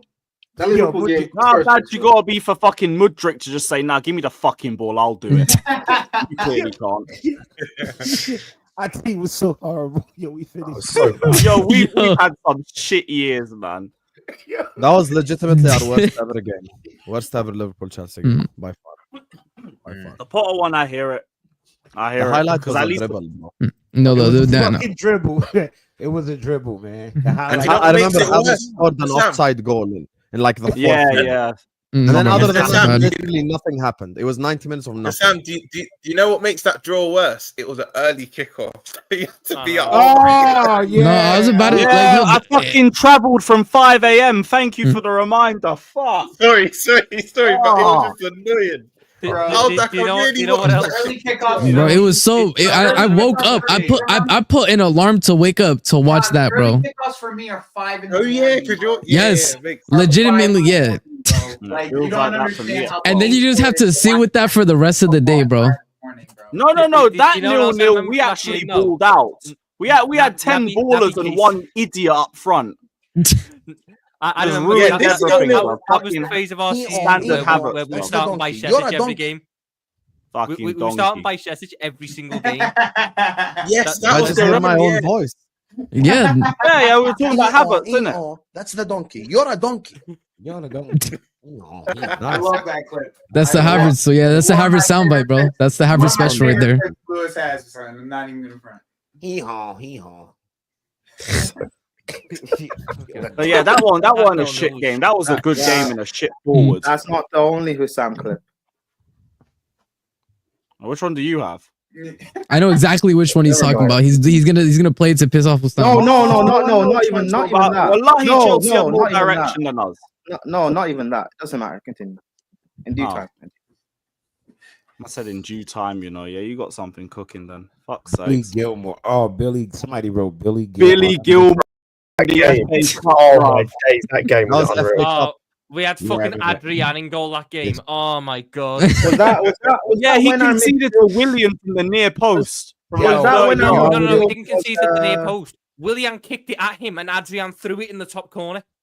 Yeah. Was that when our midfield was, our midfield three? Yeah, I'm old Our enough to midfield remember. three was You know, for some Mason, reason, our- when it comes off from Tom, when Tom speaks, it just like it comes off Listen. differently when he speaks, bro. I'm old enough to remember this fan base telling us how losing Gilmore was a big loss. Where's Billy Gilmore? Oh, Billy, where's your Billy? About to win a league title, bro. That's what it is. Yeah, I was Where's- gonna say, where's- win a where's- league I title. don't give a You're fuck. about to win a- Yeah, the nigga who changed the tissue in the bathroom get the title too. What the fuck is Billy Gilmore doing? Where's Billy? Billy, where are you, Billy? I think he has a backup there. I'm not too sure. Billy's won a league title this year, man. Give him his credit. Yeah, that's what I'm saying. He's about to win a league title. I don't give a fuck. A lot of people get titles. The third place goalkeeper get a title. He never touches Nunez the got a ball. No, but like he's a starter. He's Yeah, he's a starter. regular starter winning a league title. Is he? Billy, Yeah. where are you, Billy? Give a fuck what He's y'all talking played, about. Joey, he's played 22 league games. He's played 22 league games. He ain't shit. 23 didn't know league games, he still ain't shit. Nah, he's not. I Shit, thought man. Come on. He ain't shit. This fan base lost their mind when he left. I'm like, really? No, I thought people were overdoing it when he left. I hear and that. was my point. People lost their fucking mind when Billy Gilmore left. I'm like, yo, You know, chill Billy's out, yo. Billy's a good player, man. Billy's a good player. He's a good player. He's a good Right, player. bro. I think because I was one of those people. I think for what it was for me is the fact that who we kept instead. Like I don't really have an issue with him leaving if like it was Agreed. others as well. It was We because kept that's Gallagher. when we had the minerals era talking about Billy Esther Goatmore and No, all of that. Lewis, we kept Gallagher. that- playing. see, that's- That's No, the main problem, right? The main problem is hang on. that people didn't Yeah, hate him that's when we because knew of- minerals. because of people who liked him, like No, but Johnny. And no, those but it guys. wasn't even that, Lewis. It He was wasn't a good necessarily that. player. We kept, bro, my issue with that whole thing, we kept Gallagher to play him 6 instead of Gilmore. Like Tuchel was a terrorist for Oh that. yeah. How are you keeping Gallagher to play the 6 instead of Gilmore? Like what? No, but Gallagher it was was proper that Chelsea. same. It was that same summer that we signed. Fuck Gallagher. I'm with you on that Who's one, that bro. tall center mid from the Serie A? What's his name? Zakaria. I was Zakaria. Zakaria. That's when we I signed remember him. him to be on the bench, Oh and I my was like, god, what's I the remember. point? I remember that fucking Didn't January. he go to Juve? I was after like, I why? think? Why is he? No, he's coming at to my Monaco. team? Did you buy him from Juve or did he go? No, to we Juve? loaned No, him. we got him on loan for a year. We loaned him. Where And the fuck sent him is he back. now? He's at Monaco. he's a starter for Monaco. He's about to win Oh. the title. Nah, I'm just Nah. Wait, Who's this? Who's this? Hey, Zakaria. Jimmy, stop playing Zakaria. around, man. Stop playing around Right. my Cobham guys, man. Them Cabo, I hate Cabo players. They go everywhere, just be mid. Top Hey, mid. so look, Why? so I don't like Gallagher. So I'm a Cobham hater. Jimmy Cobham. says he's a Cobham hater. No one Big says up anything. Cabo. Yeah, but at least Jimmy says it with chest. Jimmy's up front. You try to Jimmy's do the up whole, front. "Oh, no, Yeah, Cobham Jim- hater." Listen, Cool, bro. Cabo produces the best top mid players in the world, yo. Hold on, and that's No, we do generational fullbacks. No, it's not a bad thing. No, that's a good thing though. Sometimes you need Yes, that. yes. If you want He's a a fullback, we yes. got you. If you want a Yeah, midfielder, stay away. I'm dead serious when I say this. It's not a joke. The top mid players in the world. Chelsea produced a bunch of top. I Hold on. Let's ask the They'll Liverpool help you fans, win right? the title. They won't But leave here's you. the thing. But here's the thing. The problem, right? One at a time, guys. Oh shit, yo, big up Joey. Bless up. Yo, peace, Joey. Random kid who's good enough to be a backup. Then Also, sub to the panel. Everyone's channel's in the title. You're not No, there but to here's start. the thing with Cobham, right? Even though I agree with what Jimmy said, but when Cobham produce quality players, they end up on like high-end quality.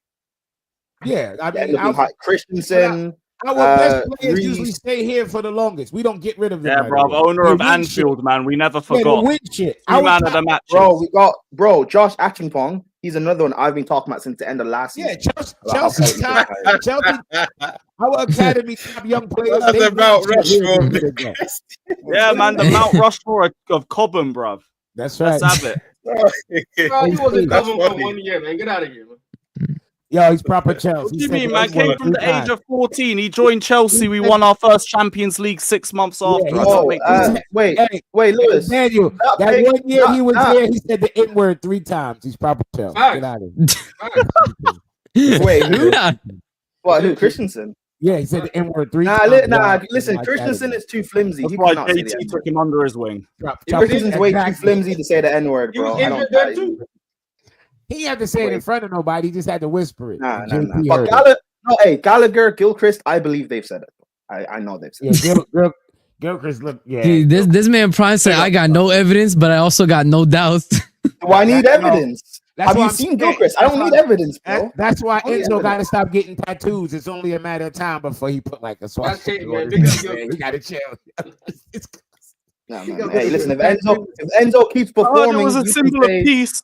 Nah, if he's Enzo been keeps close to a performing, third right tattoo, man. if Enzo got Enzo to chill keeps with the performing, tattoo. he can say all the words he wants, bro. I'll be real. If he keeps Let me tell you something. If he scored game winner in the final, he could call me a nigga, bro. I'm dead serious. I don't care. One time.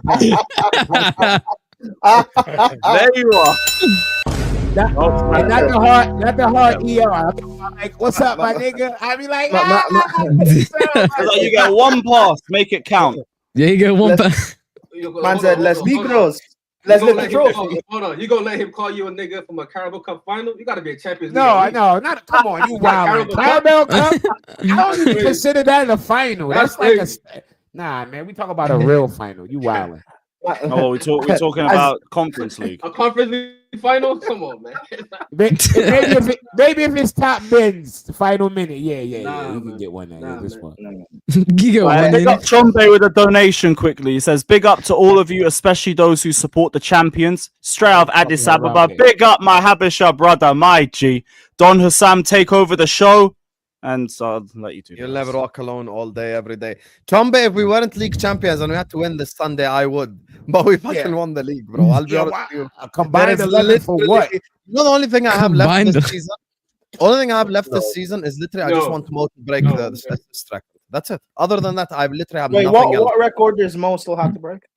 The assist record. He is 4 2 assists away from 20 assists. 4 games. I just left. don't want no. I don't want no major injuries. That'd be my thing when the season get to the end. I just don't want to see. I'm saying nobody- combined but now 11. that I feel like you're there's up only an against that argument in the team. midfield. You're pouring up I'll be against real, that. there's like Just one because- there's one player potentially in our whole team. A that gets into combined 11. Maybe 2. You can have Caicedo. Caicedo. Yeah, he's the one. Yeah, Actually, no, I guess no, we're doing one. there's 2. If we're doing this, Cucurella season, definitely gets Cucurella gets in over Robertson. That's it. Yeah, Cucurella. Yeah, actually, that's the third. Caicedo. Caicedo, Cucurella. Yeah, I love the Caicedo, fact Lewis Cucurella. don't even ask. Just put Allison like that. Actually. Yeah, There's nothing Bro, Are you sure you don't argue for Sanchez? Let's go. Argue. If not Allison, Argue then we for put y'all Sanchez. backup keeper in. Hey, We'll put bro, y'all remember fucking academy Allison keeper back in. Yeah, we'll put the academy keeper. Yeah, real I talk, bro. remember back in the day we used to argue every fucking player. Like it's just it was so much different now. Like it's just like now you have to be a bit less shameless than like 3 You years know, ago. You know? this season, Lewis Diaz will be up top and gap over to the Yeah, left. I generally just put Diaz. Oh, in yeah, the cool. left. Like, I Yeah. don't think I'd rather have Diaz. Then I think the rest is where like there might actually be a bit of a debate. No, I mean, I wouldn't play a 10. I'd play Caicedo and Gravenberch and McAllister. That'd be my midfield. Yeah, that would be the midfield. That would be the midfield. Caicedo and Gravenberch ain't nothing. Yeah, going but through Palmer's there, for me. Nothing. Yeah, Caicedo, Gravenberch, bro. That back line could sleep, bro. That back line could fall asleep on the pitch. Real talk. You could put one center back. You could put one center back if you got Caicedo. I don't like that. I'm not putting McAllister over Palmer. I hear what you're saying. His season hasn't been great, but even with a bad season, I can't lie, McAllister's been like world class this year. I won't even lie. I hear it. He's been really good. He's been consistent, bro. He's just been consistent. We gotta go off. I would argue beginning of the season, Palmer hit a higher high, but he hasn't been as consistent, bro. He fell off second half of the season. What Daniel's saying, it feel like blasphemy to even say it. Like I can't do it. No, listen. Well, it is what it is. This is what it's his fault. It's literally his fault. If this was 4 months ago, I'm throwing Palmer and Jackson in by force. Now it's like, hold on. I'm pretty sure McAllister's outscored. No, 5 months ago I would. In December, I'm throwing Jackson in. Now it could be 100 months ago. Never. Now Palmer. He said never. I disagree for first half. I get what you're saying in terms of like it feels blasphemous, but it's reality in terms of reality. form. I think it feels blasphemous just because of that midfield shape. It's going off a current form. You had Caicedo. So who's left back then? Cucurella. How about we just? I've seen too many people crash out on Robertson, bro. Let's be real. You included. No, I'll be real. Robertson could have had a decent season. If still gets in. He's been arguably best left back in the league this season. And So right back. In December, it's the whole season to December, and that's why I would have put Jackson in. Yeah, but that's 5 months ago, not now. I saw Robertson give 2 back-to-back penalties, Southampton, Real Madrid, and contribute in 3 different phases to a goal against Fulham. It can't be Robertson. It just can't. Hey, that's weird. Did he say Robertson? I thought he said Colwell. I'm getting weird deja vu there. Sorry. Yeah, Colwell did the same shit. Nah, man. Colwell might not even make the combined 11 bench, bro. Yeah, real talk. I'd have Quantero Gomez on the bench over Cole at the minute. Yeah, that's what I said. I told you, I don't even know if Cole makes the combined 11 bench. That's what I said. I agree. Do whatever he wants for the rest of the season with me. It's just vibes. We're gonna start him over next year. He good. He young. I'm gonna let him. I wrote this season off. He's been that bad for me. I just wrote it off. Like it's nothing he can do to change my mind about this season. So it's just in these last 4 games, not here. Yeah. Jimmy gave Colwell a tax write-off. Yeah, Jimmy is such a fraud because if he scores like the winner from a corner in the next 4 games, you're gonna big him up. I know it. No, but I'm saying, it won't change how I felt about his season. It's nothing can change that because there's definitely a defender there. I just think he needs someone older next. No, but even as much as I lose my mind, if we play Saturday, about Tuesday, I go, oh yeah, he's only 21. Wait, actually, Sam, you said that, right? Couple days and Liverpool, I snap back to reality. Liverpool wanted Colwell 2 summers ago. Do you think he would have turned into something with Van Dijk? Yo, a lot of teams would still take Colwell right now. I'm not even exaggerating. Tom and Roms will know exactly what I'm talking about. I have seen Virgil van Dijk play next to way too many center backs and make sense. Because of I have literally seen Van Dijk play next to Gomez, Lovren, Matip, Konate, Kwanzaa, and all of them look like defenders.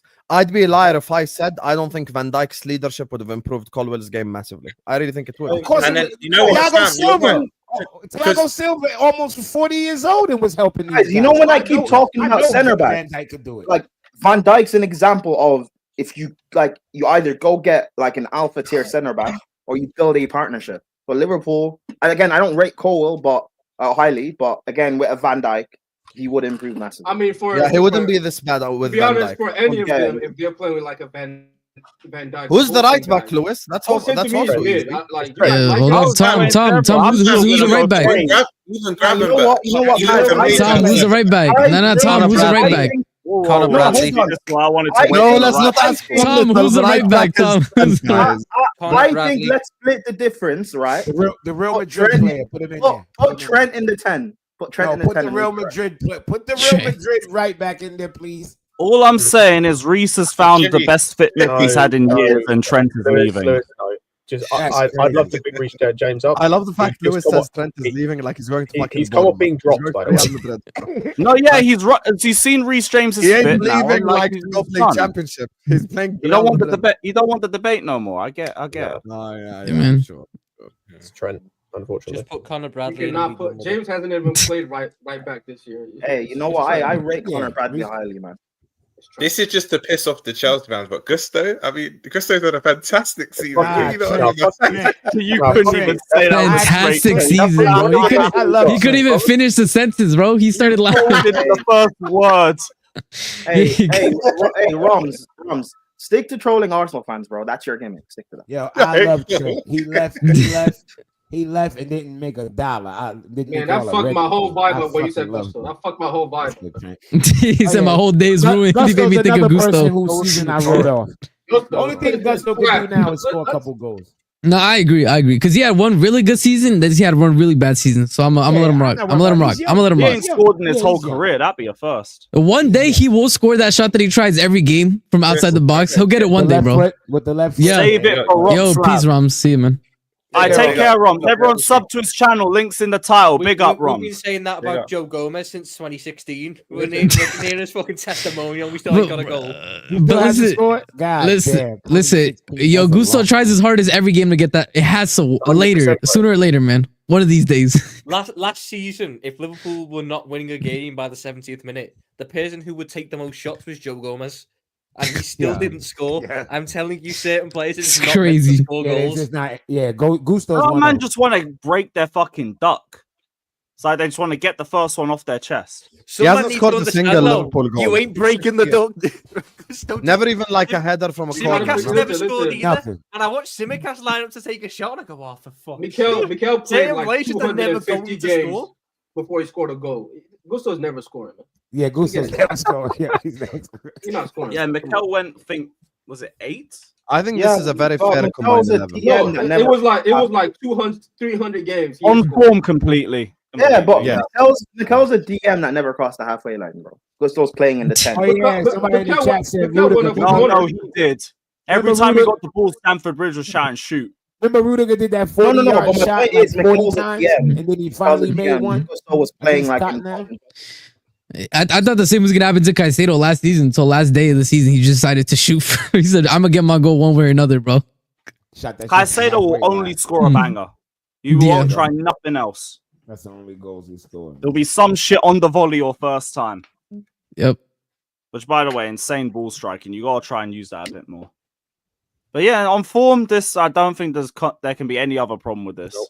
Yeah, Maldini. That was after he tried it for 4 years. And then we can see the 4 off the bounce. Are we gonna debate the manager? No. No, of course not. Or we agree it's we all agree it's Maresca, right? We all agree it's Maresca, Prime, right? you're such a troll, Prime. You're such a troll, bro. Also, no, we agree it's Maresca. It's fine. Cool. Move on. Oh, brother. He can be assistant manager again. No, last time he won a treble. I don't know. I'd actually much rather have Johnny Heitinger as my assistant manager. He won every game. Is that your assistant? Yeah, Johnny Heitinger. Oh shit! Former Everton player singing "You'll Never Walk Alone" when we won the league. Fuck off! There's no way. Yeah. Imagine Lewis. Keep this like. Just imagine this scenario. Imagine like I don't know. Cesc is bad because he played for you. Fucking insert Terry Imagine. I'm trying to think. Who's like an Arsenal like defender? No, Terry Henry. Campbell. Johnny Heitinger isn't like Thierry Henry level. Yeah, he isn't level. Like Senderos. Remember Senderos? No. Imagine like Gary Cahill. Yeah. Like Gary Cahill went to Arsenal, won a league at Arsenal, and then started standing in front of the fans singing "North London Forever." That's basically what happened. Fucking hell, bro. And he was fully invested in the song and everything as well. Oh, yeah. I love it, bro. Of course, you guys pay him. Of course he is. The betters can hold that. Everton is just a fucking walking humiliation fetish. I agree. Speaking of walking humiliation fetish, do we all agree that Bodo Glint are going to make a comeback next week? No. Yes. No shot. No. Nah, it's United Spurs final, bro. Hell no. Okay. Yeah, just give it up, man. It's gonna be Spurs are gonna lose in the final again. But yeah, Spurs will probably lose. No, we need Spurs to beat Man United. They won't. Relying on Spurs in the final. Does he know? They won't. I do know. On Spurs. Who taking The back? fact that you think Spurs will be comfortable in the In my lifetime, I don't think anything about Spurs. I'm simply hoping. It's just hope. They're not winning. There's Oh yeah, no, nothing. yeah. I was about. There's no argument. It's just. It has to be pure hope. It's just zero reason. 0% anything football related. Like as shit as like United have been shit the entire season, but that's when someone like a Casemiro is going to score a 40-yard goal to win it for them or something. Spurs have nothing like that. They're losing. Bro, I'm telling you, that Spurs backline, they're gonna foul in penalty and they win. I really think Spurs are gonna win Europa League and Ainge is gonna walk out. It's gonna be the coldest moment in conference. If Ange wins that Europa League, that press conference is going to be box office. He'll be the only ever manager to win a trophy. I told you I win things in my second season. That is going to be nasty work if Spurs and Chelsea win in Europe and Arsenal don't, bro. That's not nasty. They're going outside, bro. They're going outside. They're going outside, bro. I just don't like how y'all adding Spurs to this winning. I don't like that. I don't like the sound of that. Because Tottenham ain't no rivalry to us. That is bullying. It's pest control. That's weaponize it. That's not even bro. That's not even low, bro. That's like low step, bro, at this point. Like it's not. No, it's like you're just a family friend that ain't my friend. Your friends of the other family. It sounds like this to me. It sounds like y'all feeling bad for them. I like that they have we can weaponize it. Weaponize it against Arsenal, then weaponize it against them and tell them to keep Ange. I would love to see Tottenham lifting that trophy. I don't think people understand. If Ange Postecoglou wins Europa League... Fuck off of Brabo. I already told you. Get out of my chat, bruv. These lot are going to finish 17th. These lot are going to be one place above the relegation zone. And they will keep their manager and build a shot if they win the Europa League. Like, if Tottenham win this Europa League, and we talk about how Arteta got a year or 2 years because of that FA Cup win. If Ange Postecoglou wins the Europa League with Tottenham, they might never sack him. Oh my god, that's actual facts. Like he might be peak. No, but that'd be peak. That's oh my god. He probably legit. Like you might give him a. He probably. Or even he might leave, but Levy might try and give him like a supermax. But they would never supermax. He will never leave. 5 years. Think about the chance to stay at London. You probably get an even bigger paycheck than your next contract. Spurs can be shit. And listen, you want a trophy? Like, they'll give you a statue. Yeah, they'll give him a statue, bro. Yeah, the demands he could make. Any of them Ange outers, they're gonna get fucking butchered. He won us our last trophy. Just back him. The demands he could make as a manager. If he can walk into every Tottenham board meeting and go, "I'm the guy who won the Europa League," they wouldn't be able to sack him. Man, yeah, and Gabo and Lule, you're correct as well. I do not want a fucking 16th, 17th place United scamming UCL. Fuck I'm gonna say it again. I want Tottenham to. Wait, they can't. I don't know. Hold on. I feel different because United. Hold on, sorry. Lewis, bring up that comment again. The fact that your YouTube name is crazy, bro. Jabo and Lule. That's the Arsenal song, no? Yeah, but that's someone told me that the meaning of the song is elephant on the tree, I think, or something like that. It's Yoruba words, bro. That's crazy. Yeah. What does it mean? It's the song that mocks Arsenal. You know the Arsenal song I play on my channel? No, that's Jabo. I know. The Jabo, it means like falling down. So Arsenal have fallen down. Arsenal have collapsed. Yeah. Arsenal have folded, essentially. Ah, okay. That's what the song means. Okay. How do you guys not know that? No, I got Jabo. I didn't get the rest. That's why I asked for the rest of his name. Oh, okay. Because I'm not Igbo. Fuck you mean? I don't know that. It's Yoruba. I don't pay attention to any of these guys in the comments. They're like names and shit. I'll be honest. So sometimes I don't see it. I don't know. Nor do I, but Lewis brought it up on the thing. So. No, but here's my. Let me just say my thought process. I think everybody in the panel wants Spurs to win. To me, it's I don't. I don't want them to. To me, it's like this, right? I don't want any to y'all. Y'all don't care.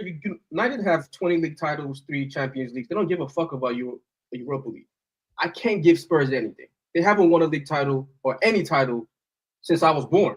I want to keep that going. Unless you got to get in a random Europa League, it means nothing. Bro. You can't clown United. They have 3 Champions Leagues. No, they're bottom of the table. You can clown United. They are literally bottom of the table. We can clown United. What are we talking about? You can clown them even if they win the Europa League. You can clown them either way. But Spurs winning a trophy, bro. No, let's be hold on, stop. Hold up, no. I'm Daniel. But we wouldn't be trying to clown Spurs. We don't care. If Manchester United win the Europa League, they will sit there and say they've had better seasons than 99% of the league because they've got. They will, and not only that, Daniel, you're saying we can clown them if we don't get UCL and they win the Europa and get UCL. What are we clowning them about? Yeah, we're getting UCL. No, is that a foregone conclusion? Yes. Chelsea, we're getting UCL. I like that, man. We're getting UCL. We're getting our optimism back. We're proper UCL. Also, remember, there's no real like. Thank you, Raza. Who's the annoying Spurs fans like that you work with? Jacob, maybe. Other than that, Uncle's a Spurs. Everyone else is just calm Jay. about it. United. You know what? For Jay, I'd just be happy for him. Like the only worry would be Tottenham fans would all of a sudden get too big for the boots because they've won a trophy and they don't know how to act at winning a trophy, and they start trying to put themselves in. Yeah, but that would be fun for us to watch. It would be very but this funny, is like. But it would get annoying. Bro, it's like, bro, dude, it's literally like baby's first trophy. I just can't care, bro. Like, I really can't. Also, it'd be like that'd be like the 30-year-old virgin that finally shagging and be like, my girl's hotter than all the girls you fucked. Cool, bro. Cool. Yeah, cool.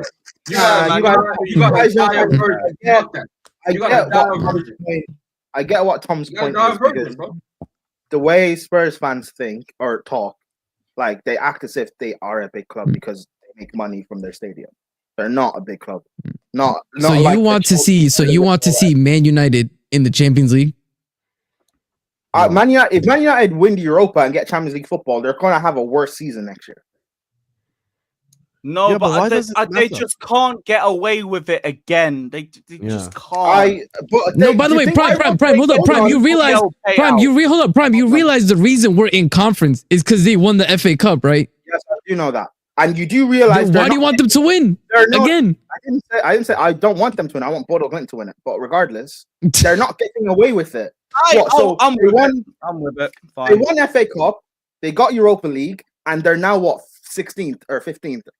So how are they getting away with it? Winning a trophy makes them worse. We've seen because getting Champions League is a lot of money, bro. That helps them fix their squad. Yes. Why would I want that? They're not fixing, and remember the revenue they make as well. No one cares about the revenue. So long as they have Onana in goal, Højlund as their striker, and Garnacho. Again, if they get UCL football, they can change that. If they do not get UCL football, they're not changing that. They're not changing that. All right. If they get Champions League football, they're going to go all in for Jackers. I don't believe they're changing that much. Guys, every summer, United always talk about not having money and they have to sell and have to do this, and they end up buying 4 random bullshit players for a lot of money. That don't make a difference. They get worse. It doesn't. Money's going to mean anything. I don't care. It doesn't change anything because they're going to sign bullshit players like they did last year, like they did the year prior, and they spent money. No, this is the thing. Hold on. This is the thing. If Spurs win, nothing changes for us, bro. Real talk.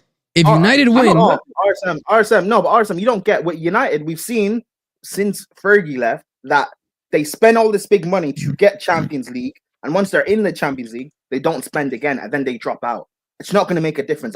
Honestly, it won't. They're not. They're going to be worse next year. It will. No, because the thing is, their squad is this bad, and this is why they're bottom of the table. As soon as they have the money to make some changes, they will not be this bad again. Oh, the same way they made changes when they brought in top defender De Ligt, right? And talented youngster Lenny Yoro, right? I think they have it. They have not been bad. They have not been bad. There may be one of the few reasons that these brothers aren't literally 17. I know. You're right, RSM. Those guys haven't been bad. RSM, no, you're right. Those guys haven't been bad. But you know what else they have? They still have Onana. They still have Højlund. They still have Garnacho. They still have a poor squad. They're not fixing. Agreed. But they can literally, if they get UCL money, they can at least attempt to change that, and they only have to get lucky once. They're going to, but we've seen United. I'd rather them have legitimately zero chance. I get what you mean. But we've seen United, minerals. We've seen United. We don't care about Mount. We've seen United struggle to attempt for a decade. I don't care. I'll be so real. If they win Europa, they win Europa. But it's not going to make a difference. They're going to be worse next year. No, I'd rather no. I don't agree with that. I just don't want them to win. I don't want them to have the money. I don't want them to have even. I don't want them to have even the potential to be better. I don't want them to have the potential to be better. There's no potential. Listen, I don't want them winning Europa either. Yeah, there's no potential if they don't get Europe because they'll be broke. Exactly. They'll have nothing left. Zero. United are not broke, bro. Prime. Hear me out. Hear me out. You just use the word. One second. Let me just say something. You just use the word no potential. Okay. You don't know what's no potential for our whole life? Spurs. Because we've seen them get to the Champions League final, never mind Europa League, and still go to the shits after. This is as good as it's going to get for them, winning the Europa League and finishing 17th. But we've seen on the reverse side, United at least be good to an extent. Even like finish second, challenge, blah, blah, blah, even Mourinho days, etc. So we've seen them at least be good to an extent, you know, and still win stuff. The thing with Man United is, because they've got Amarim, if they get Champions League football this summer, they're going to go all in for Jokeras. We all know this. And you know, you're talking about being Højlund up top. Okay, but if they get Jokeras up top with Xerxes behind them, that's more than decent enough to at least win them half the game that they've drawn. Yeah, there's no guarantee. There's no guarantee that No, Prime. No, Prime. This is the difference. Prime, this is the difference. You are saying there is no guarantee. I'm going to put it to you this way. If they don't get UCL, there is zero guarantee. Not no guarantee, not a maybe, not a 1%. I'd rather it be zero than it be 1%. There is not much of a difference between me saying no guarantee and you guys saying zero. I'll be so they're not. No, if because there is because if you make no transfers, nothing is changing. If you can make transfers, there's a chance things can change. There is a chance. Same way they've made transfers all these years and not really made Prime. Of it. Once again, I told you, you only need to hit once. Yeah, but isn't that what if they have money, there's a chance that they could actually get something right. I'd rather them have zero chance to get anything right. Hold up, Blazer's getting involved as well. Big up. He says, Prime, stop. We need Spurs to win. The narratives of Arteta's 6 years and Amarim giving Spurs their first trophy on top of his league form. The United meltdown. You know. All right, cool. I agree with this. That's what I'm saying. I agree. All right, that's awesome. Spurs win Europa, Chelsea win Conference, Arsenal nothing. Don't you guys? Can I speak without being interrupted? Don't you guys think it's worse for the league or worse for everybody if United finish whatever they finish? Big up, Blaze. No Champions League, whatever. They are going to spend either way. United can spend any time they want. They just choose not to. Yeah, but they'll spend more with Champions League money. That's well-known fact. Yeah, the more money or no more money doesn't matter because they spend bad. Sam, I didn't even look at that. You guys, hold on. You guys, gonna put myself through that shit. Can I speak? Yeah, go on. Arsenal fan, it's impossible. This Jokeres thing, even if they get Champions League, I don't think that makes a difference to Jokeres saying, "Oh, United finished 15th." But they won Europa and they're in the Champions League for this season. So let me go there. I don't think he's going to make that mistake. He'll probably go to like a Barca or wherever. And now, as opposed to the other signings they make, United have money regardless. They are a gargantuan club, bro. They have money regardless of what they do, whether they make Champions League or not. They spend money regardless, but they spend it badly. Do people honestly think that them getting Champions League means they're going to jump up massively? They're not going to jump up massively, especially if they continue to keep Prime. They are. Hold on. I'll let you all speak. Let me actually speak. Go on. Because you guys just want to do banter with the Spurs and Arsenal thing, which is fine. But let's just be honest with Man United. Them getting winning Europa and getting Champions League doesn't massively improve them. I think they have more of an improvement if they actually don't win Europa League. Because if they lose that final, finishing 15th or 16th, I think that has more of an effect of actually getting rid of their bad squad and them actually improving. If they tank like we tanked when we finished 12th and we had a terrible finish, that has more of an effect of them actually getting rid of players. But if they have a good end, hold on, Tom. If they have a good end to their season, save their season with Europa and get Champions League football, like how last year they were bad, but save their season by winning the FA Cup and everyone gassed it up and they're bad players. They ended up keeping them because people were thinking, oh, you know what? With Ten Hag, we can go again. Let's spend some money. Maybe this guy can get better. Like, it's just, I don't know how people don't at least understand what I'm saying. Because we're looking at it in another way where if they win the Europa League, they get UCL money, which would aid them in a rebuild, as opposed to being broke and having less money if they just don't have Europe in general. Lewis, when's the last time United got Champions League? Oh, Tom, you go next. When's the last time United got Champions League football? 2020. 21-22. What did they do that 2020 summer? What did they do? No, it wasn't. It They was brought in 22-23. Ronaldo, Sancho. They brought in. The last time they got Champions League football was 2 seasons ago. And what did they do? Oh yeah. Correct. Yeah, that's what. Yeah, Mount. Okay. When they brought in Onana and Co, and they tagged. Awesome. Thank you. The guys the manager wanted. And also just a super chat as well from Flick saying they changed their entire scout team, so it might be different this year. Then you're giving that new scout team more money to work with as well. Big up to Flick. I didn't even know that. It comes down to how they're gonna operate. If they finish in the Champions League and all of a sudden they revert to type, which is pay big money for superstars, then they won't improve because that's not what they need. But the worry is that they get Champions League, but they stick with the recruitment strategy, which means they can shot for a higher echelon of player within that range. Whereas Tottenham, they win that Europa League, they get Champions League, they'll shit the bed. They don't know what to do. They'll back Ange again, which is like fucking backing Ten Hag.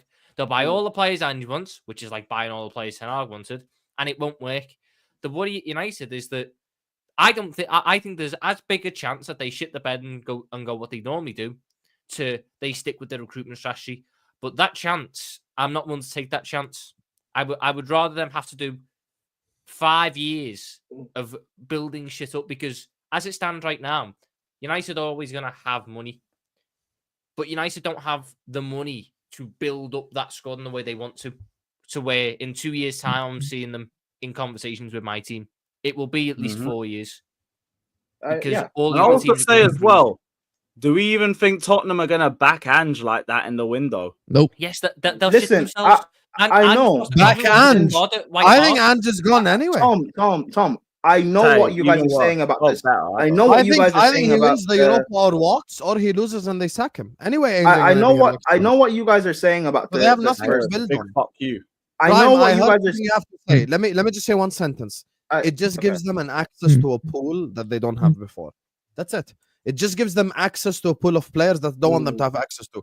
And whether we like it or not, Man United are an attractive club to sign for. Yes. Okay. Let me stop. Let me respond. Finishing 16th and winning the Europa League, that makes you forget that. I know United are massive. Obviously, that's fine. Whatever. But finishing 16th and winning Europa League, that makes you attractive. When we've seen how bad they've been ran for about 10 years or whatever. I'm putting it to you this way. Hold on, RSM. I know what Tom was saying about the Spurs point, where if they win it, they're not gonna back Ange anyway. They're still gonna capitulate. I understand all of that about Spurs, but I'm talking about with United. A bigger capitulation is them winning that Europa League and doing nothing. Because if they don't win Europa with this bad season, they will actually build properly.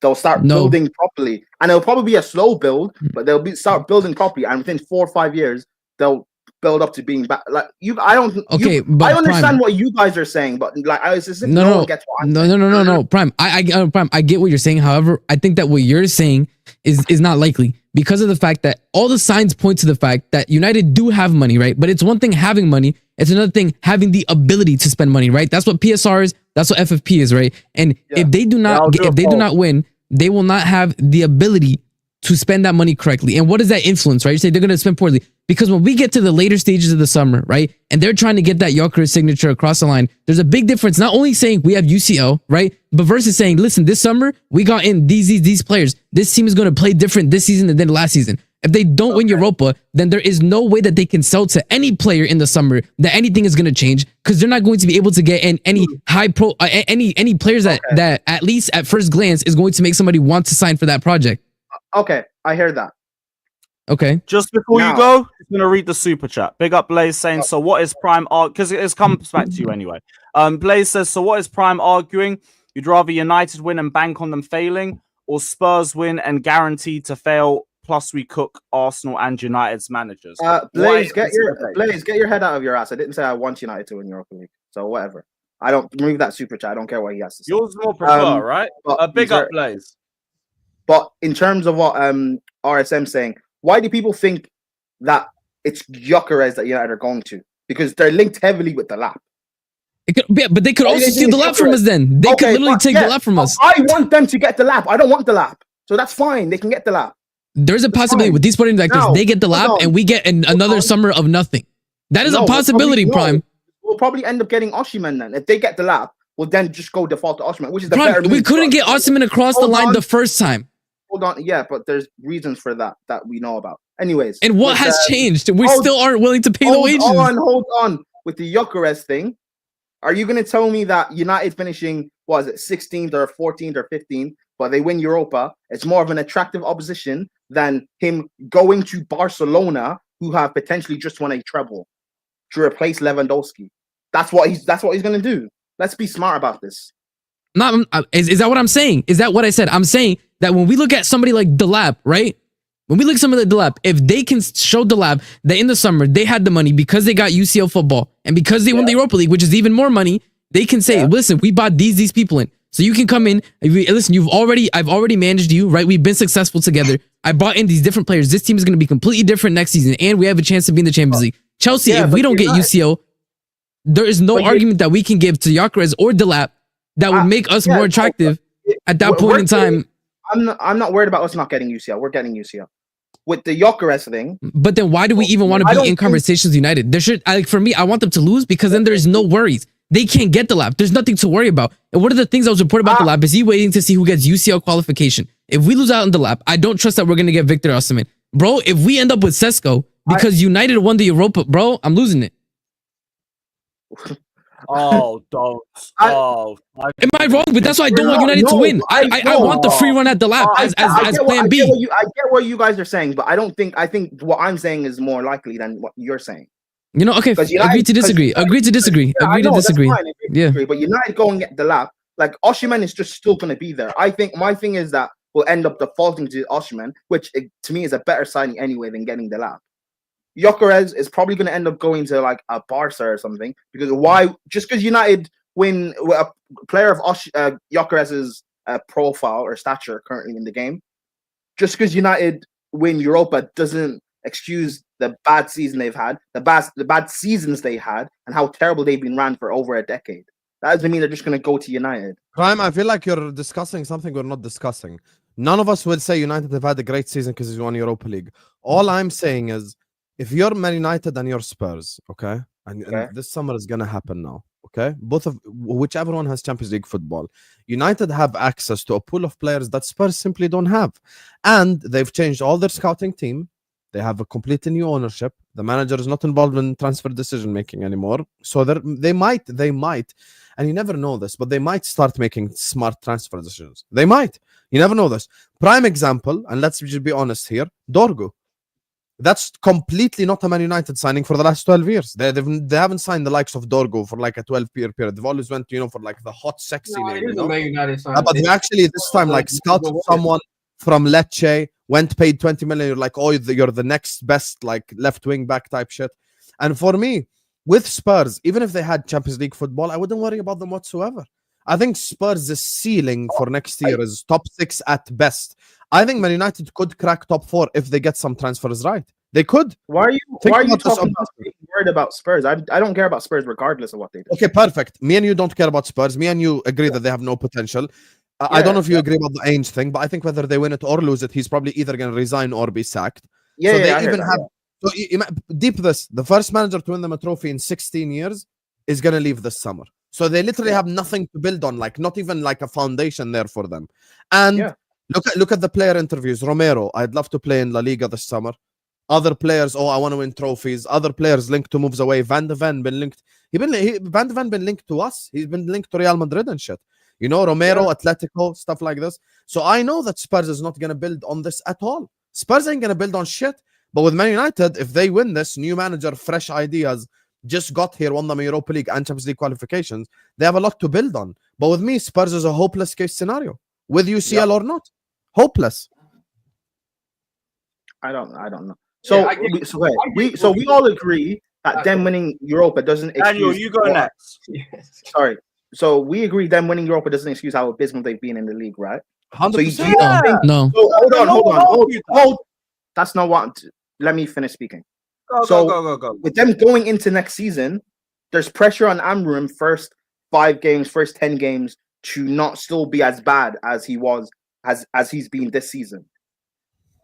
And if they have money in the summer to spend, and if they have money in the summer to spend, there is a very high likelihood because the players in currently United team, bro, they are trash. It is not hard to upgrade on them.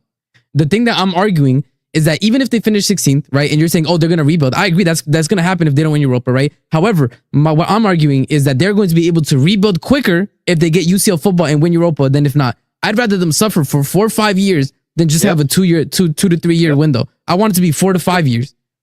Just before you go, Daniel wanted to say something as well. Go on, Daniel. Okay, sorry. Yeah, I disagree. I understand both points and both sides of things. I just don't see United as one of the few clubs in the world that fall into those categories of if they make Champions League, if they do this, if they do that. If they get their shit together in the back room and they can convince and like have a coherent conversation with players, they will sign those players regardless of Champions League. Even if Spurs make Champions League and United don't, if they will be able to sign Osimhen over Spurs. The same way we were able to get a Caicedo, a Lavia over Liverpool who was in the Champions League. So that Champions League argument, it doesn't apply to them, to a club like that. If they get their shit together in the summer, they're gonna do the right things either way. If they don't, then they won't. Getting Champions League to me doesn't change that for a team like that. So for me, Champions League has no effect on if United are going to get their shit together and get better players or not get better players. Because we know this for a fact. If United are one of those like 4 or 5, I would say 4 biggest clubs in world football, that if they're shit together, players will go there either way. Like, so if they So you don't think it even gives them different access? It gives them the same, like the only clubs that I think if they're going for, if they're going for a player like Osimhen, the same way Osimhen was willing to sign for Chelsea last year after we finished 12th. I mean, 6th, sorry. Right? He was willing to sign for us. But I think Osimhen would want to go there if they have Champions League, as an example. We didn't have Champions League last year or this year. Yeah, but that's different because you even won the Champions League recently and shit like this. No, like no, we finished 4th the year prior. We finished 6th in that year, and Osimhen would have still signed for us in this summer. He wanted out to Napoli, remember? Yeah, that's why I also wanted to lead into Blazer's super chat. He said Chelsea were able to pull players off the. They're still like all that is still there. We know this. Like they're just one of those clubs where when you're ready, if they fix shit, it's scary either way. Lewis, I'll read this. Blaze also added to this. One sec. He said Chelsea were able to pull players after 12, but you think big man, you are done because of a 14th place team. With UCL football, I won't be shocked seeing Gyökeres go there. I still wouldn't even be shocked if he was considering it and they didn't have Europe just because it's United. That's awesome. That's awesome. I didn't say United are done because they're a 14th place team. Again, take your head out of your ass. I'm saying thank you, Blaze, for the donation. Big up, my guy. Nah, he can suck out. Just because they end up getting Champions League football and they have more money to spend. You're literally cherry picking. Also, you're like misunderstanding his greater point. He's disagreeing with your. I'm not misunderstanding his point. I understand they're going to spend money on players. Doesn't mean they'll spend the money correctly. That's my point. They're not going to. We've seen them do this, and I don't believe this is a new ownership group with new scouts. I don't believe Ineos is much of a change from the Glazers until proven otherwise. Fair enough. You believe that? I don't believe. If you believe that United have changed in the back room and they're going to go after certain guys now and make the right choices, then it's GG's either way. They're gonna sell. No, I agree. Either way, it's like you guys have access to a pool of players that they can. Hold on, but Liverpool got serious and it was like, okay, let's actually fix our backroom staff. Hadn't made Champions League for years. Was finishing 6th, 7th, 8th. When y'all got serious, you were able to get players like that. Because players are going to play. But can I give? You're using Liverpool as an example. We couldn't have signed Mo if we didn't have Champions League football. We couldn't have signed Alisson if we didn't have Champions League football. We couldn't have signed Van Dijk if we didn't have Champions League football. We signed Mane without Champions League football. I understand what you're saying. You still have access to players. All I'm saying for Manchester United, the pool of players is bigger. With Spurs, I don't have to worry about that at all. Whether they have Champions League football or not, they're not suddenly going to attract like elite world-class talent. Okay, wait. Do you believe that if Spurs have Champions League football and United don't. Let's just use a random player, a player like Ekatike. You think Spurs will get that player over Manchester United? No, and that's why I want them to win Europa League because it makes no difference. Yeah, but I'm saying it makes no difference. But in reverse, if Arsenal want Gyökeres and United want Gyökeres and United won the Europa League, they might get him over Arsenal. Nah. Yes, because that's Manchester United. Literally, that's the point. I'm saying if United are able to present plans to players that can fix their team and able to sign maybe say 4 or 5 players, they're able to go after them and sign them, right? If they have Champions League or don't have Champions League, that's probably happening.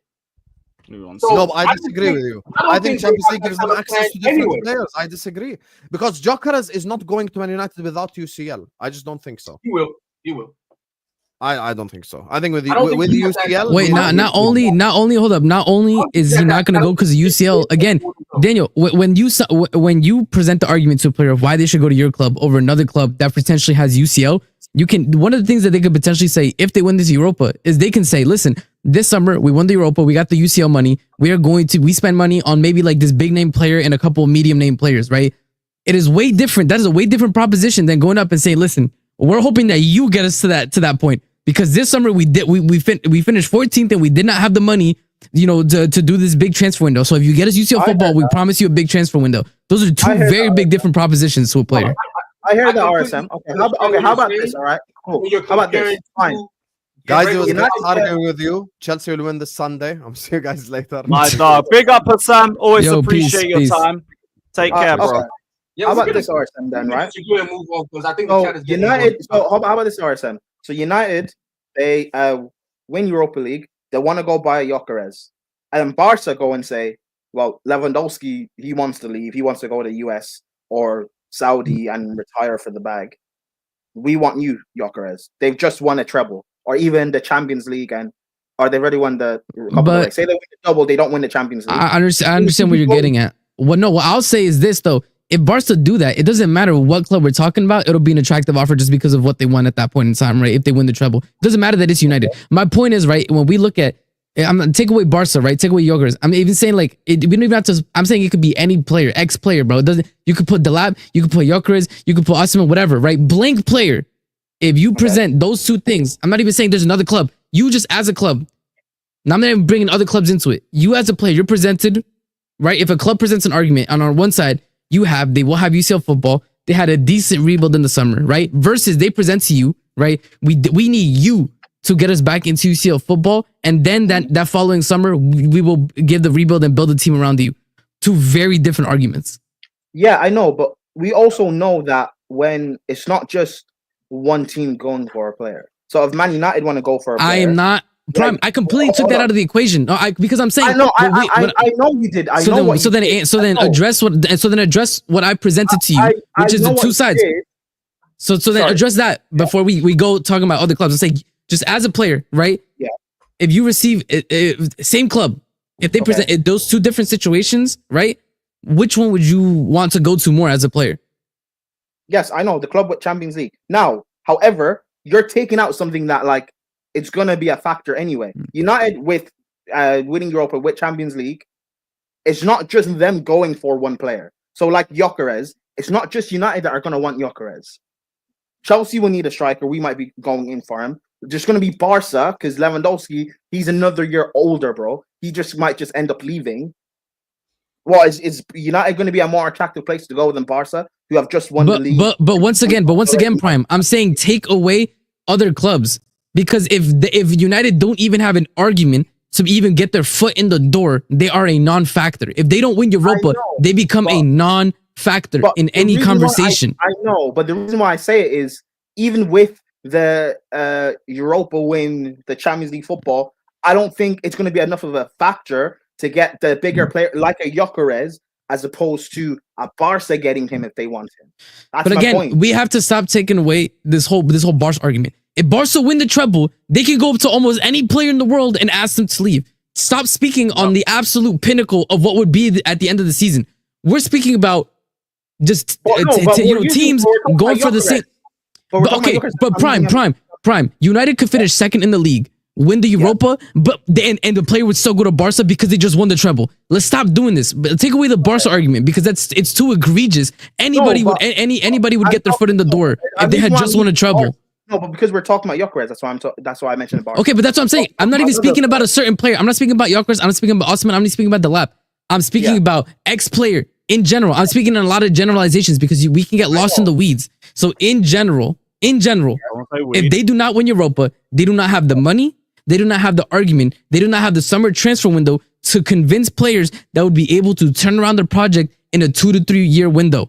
They're going to have to focus on a 4 to 5 year window to rebuild, which is what I would prefer. That's it. And that's the last I'm going to say on it. Literally, that's the last I'm saying on it. I'm not responding to anything else. And we've seen United get Champions League football with the money they've had and not spend it properly, as opposed to not be in Champions League and spend better to get back into the Champions League. That's the point I'm making. That again, them winning Europa and being in Champions League next year, I'm not worried about it. That's the point I'm trying to make. It's different positions. Right? You're saying even if everything does happen the way RSM is saying, they're gonna fuck it up either way, and they'll go to other clubs, right? And I understand both your points. We can move on to something else, but my whole thing is it's Manchester United. If they're fucked up, it doesn't matter if they're in Champions League or not in Champions League. They're gonna fuck up signings. If they're not fucked up, it also doesn't matter if they're in Champions League or not. They're most likely going to get the right players that they need to get because they're Manchester United. They're just one of those, clubs. Like, I know. RSM said, "Yo, would I pick this team over this team? Like, if you're telling me you have Champions League and everything else, and you're telling me you have to come and help me get Champions League, yeah. If one of those teams is like a Newcastle who's in Champions League, and the other team is Manchester United, yeah, you're going to Manchester United, as you've seen many players do, even though they've been shit." Like, Euro's other option was Real Madrid, but they convinced him. Yes, and they convinced a quality player like Euro with them not being in the Champions League. It doesn't help for those kind of clubs. I don't know why you don't understand this. If Real Madrid don't make Champions League this year, it's never going to matter because they're Real Madrid. I'm not talking about Real Madrid. I'm talking about Man United. Yeah, but they're that kind of club. I know, but that's my point. Okay, never mind. That's my point of, yes, I know United can retract whatever regardless. But my point is, when they get Champions League, they don't spend well, is what I'm trying to say. I agree with you. I'm not disagreeing with that point. I'm saying people are scared that if they make Champions League, it's going to help them get their shit together. Yeah, and I'm not worried about that. I agree with that. That doesn't matter. If they have their shit together, they have their shit together. Champions League don't matter. If they don't, I know, but I'm not worried. United, I don't trust Ineos. I don't think United are run properly anyway. So with them getting Champions League, I just see it as them making them worse. Yeah, it's going to be regular, just the regular that's going on right now. Especially with the first half of the season, having to play in the Champions League and in the Prem, I just think it's just going to make them. But yeah, it's fine. We're just going over and over and stuff, and it's going on too long. The people who are just hating on me in the chat is crazy, but whatever, guys. I'm just going to go through a few of these super chats quick. Big up to all you guys as well.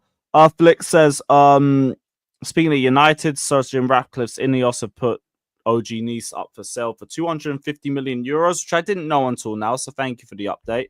Blaze again says, how about use your brain to argue and not insult? To be fair, you didn't need to bite back at him like that, so I kind of hear it. But big up, Blaze. Big up to you, my guy. Appreciate you. He kept saying that I want United to win the Europa, and I never said I wanted United to win Europa. So like, oh yeah, then just say you misheard him. That's why I said open your ears. Take your head out of your ass. It's not an insult. No, it is an insult. Come on. It is. It's not an insult. There's other stuff I could have said. It's not an insult. You could have said worse insults, but that's still an insult. Yeah. You could have, yeah, I mean. It's not an insult. But whatever. It's cool. We can agree to disagree on that as well. Lee Robinson, big up. He says, Eddie Howe and Alexander Isak, he's not for sale. Right now. We heard if you don't get UCL, you might want to leave. So if you guys don't get top 5, we'll find out. We will find out. I didn't want to bring this up, though, because I feel like we just got a few images of what the whole Chelsea residencies thing is going to look like. So obviously the little Chelsea logos on the side and on the top with the Damak as well. Which, I'll be real, if that's what the flats are going to look like, they look fucking sick. And there's also a pitch on top. So you got your own little fucking power league. There's a lot of places that are doing that. There's like entire like towers and like living residences sponsored by like luxury brands and sports teams and stuff. Oh, so That's we're like a not the thing first now. one. No, not even close.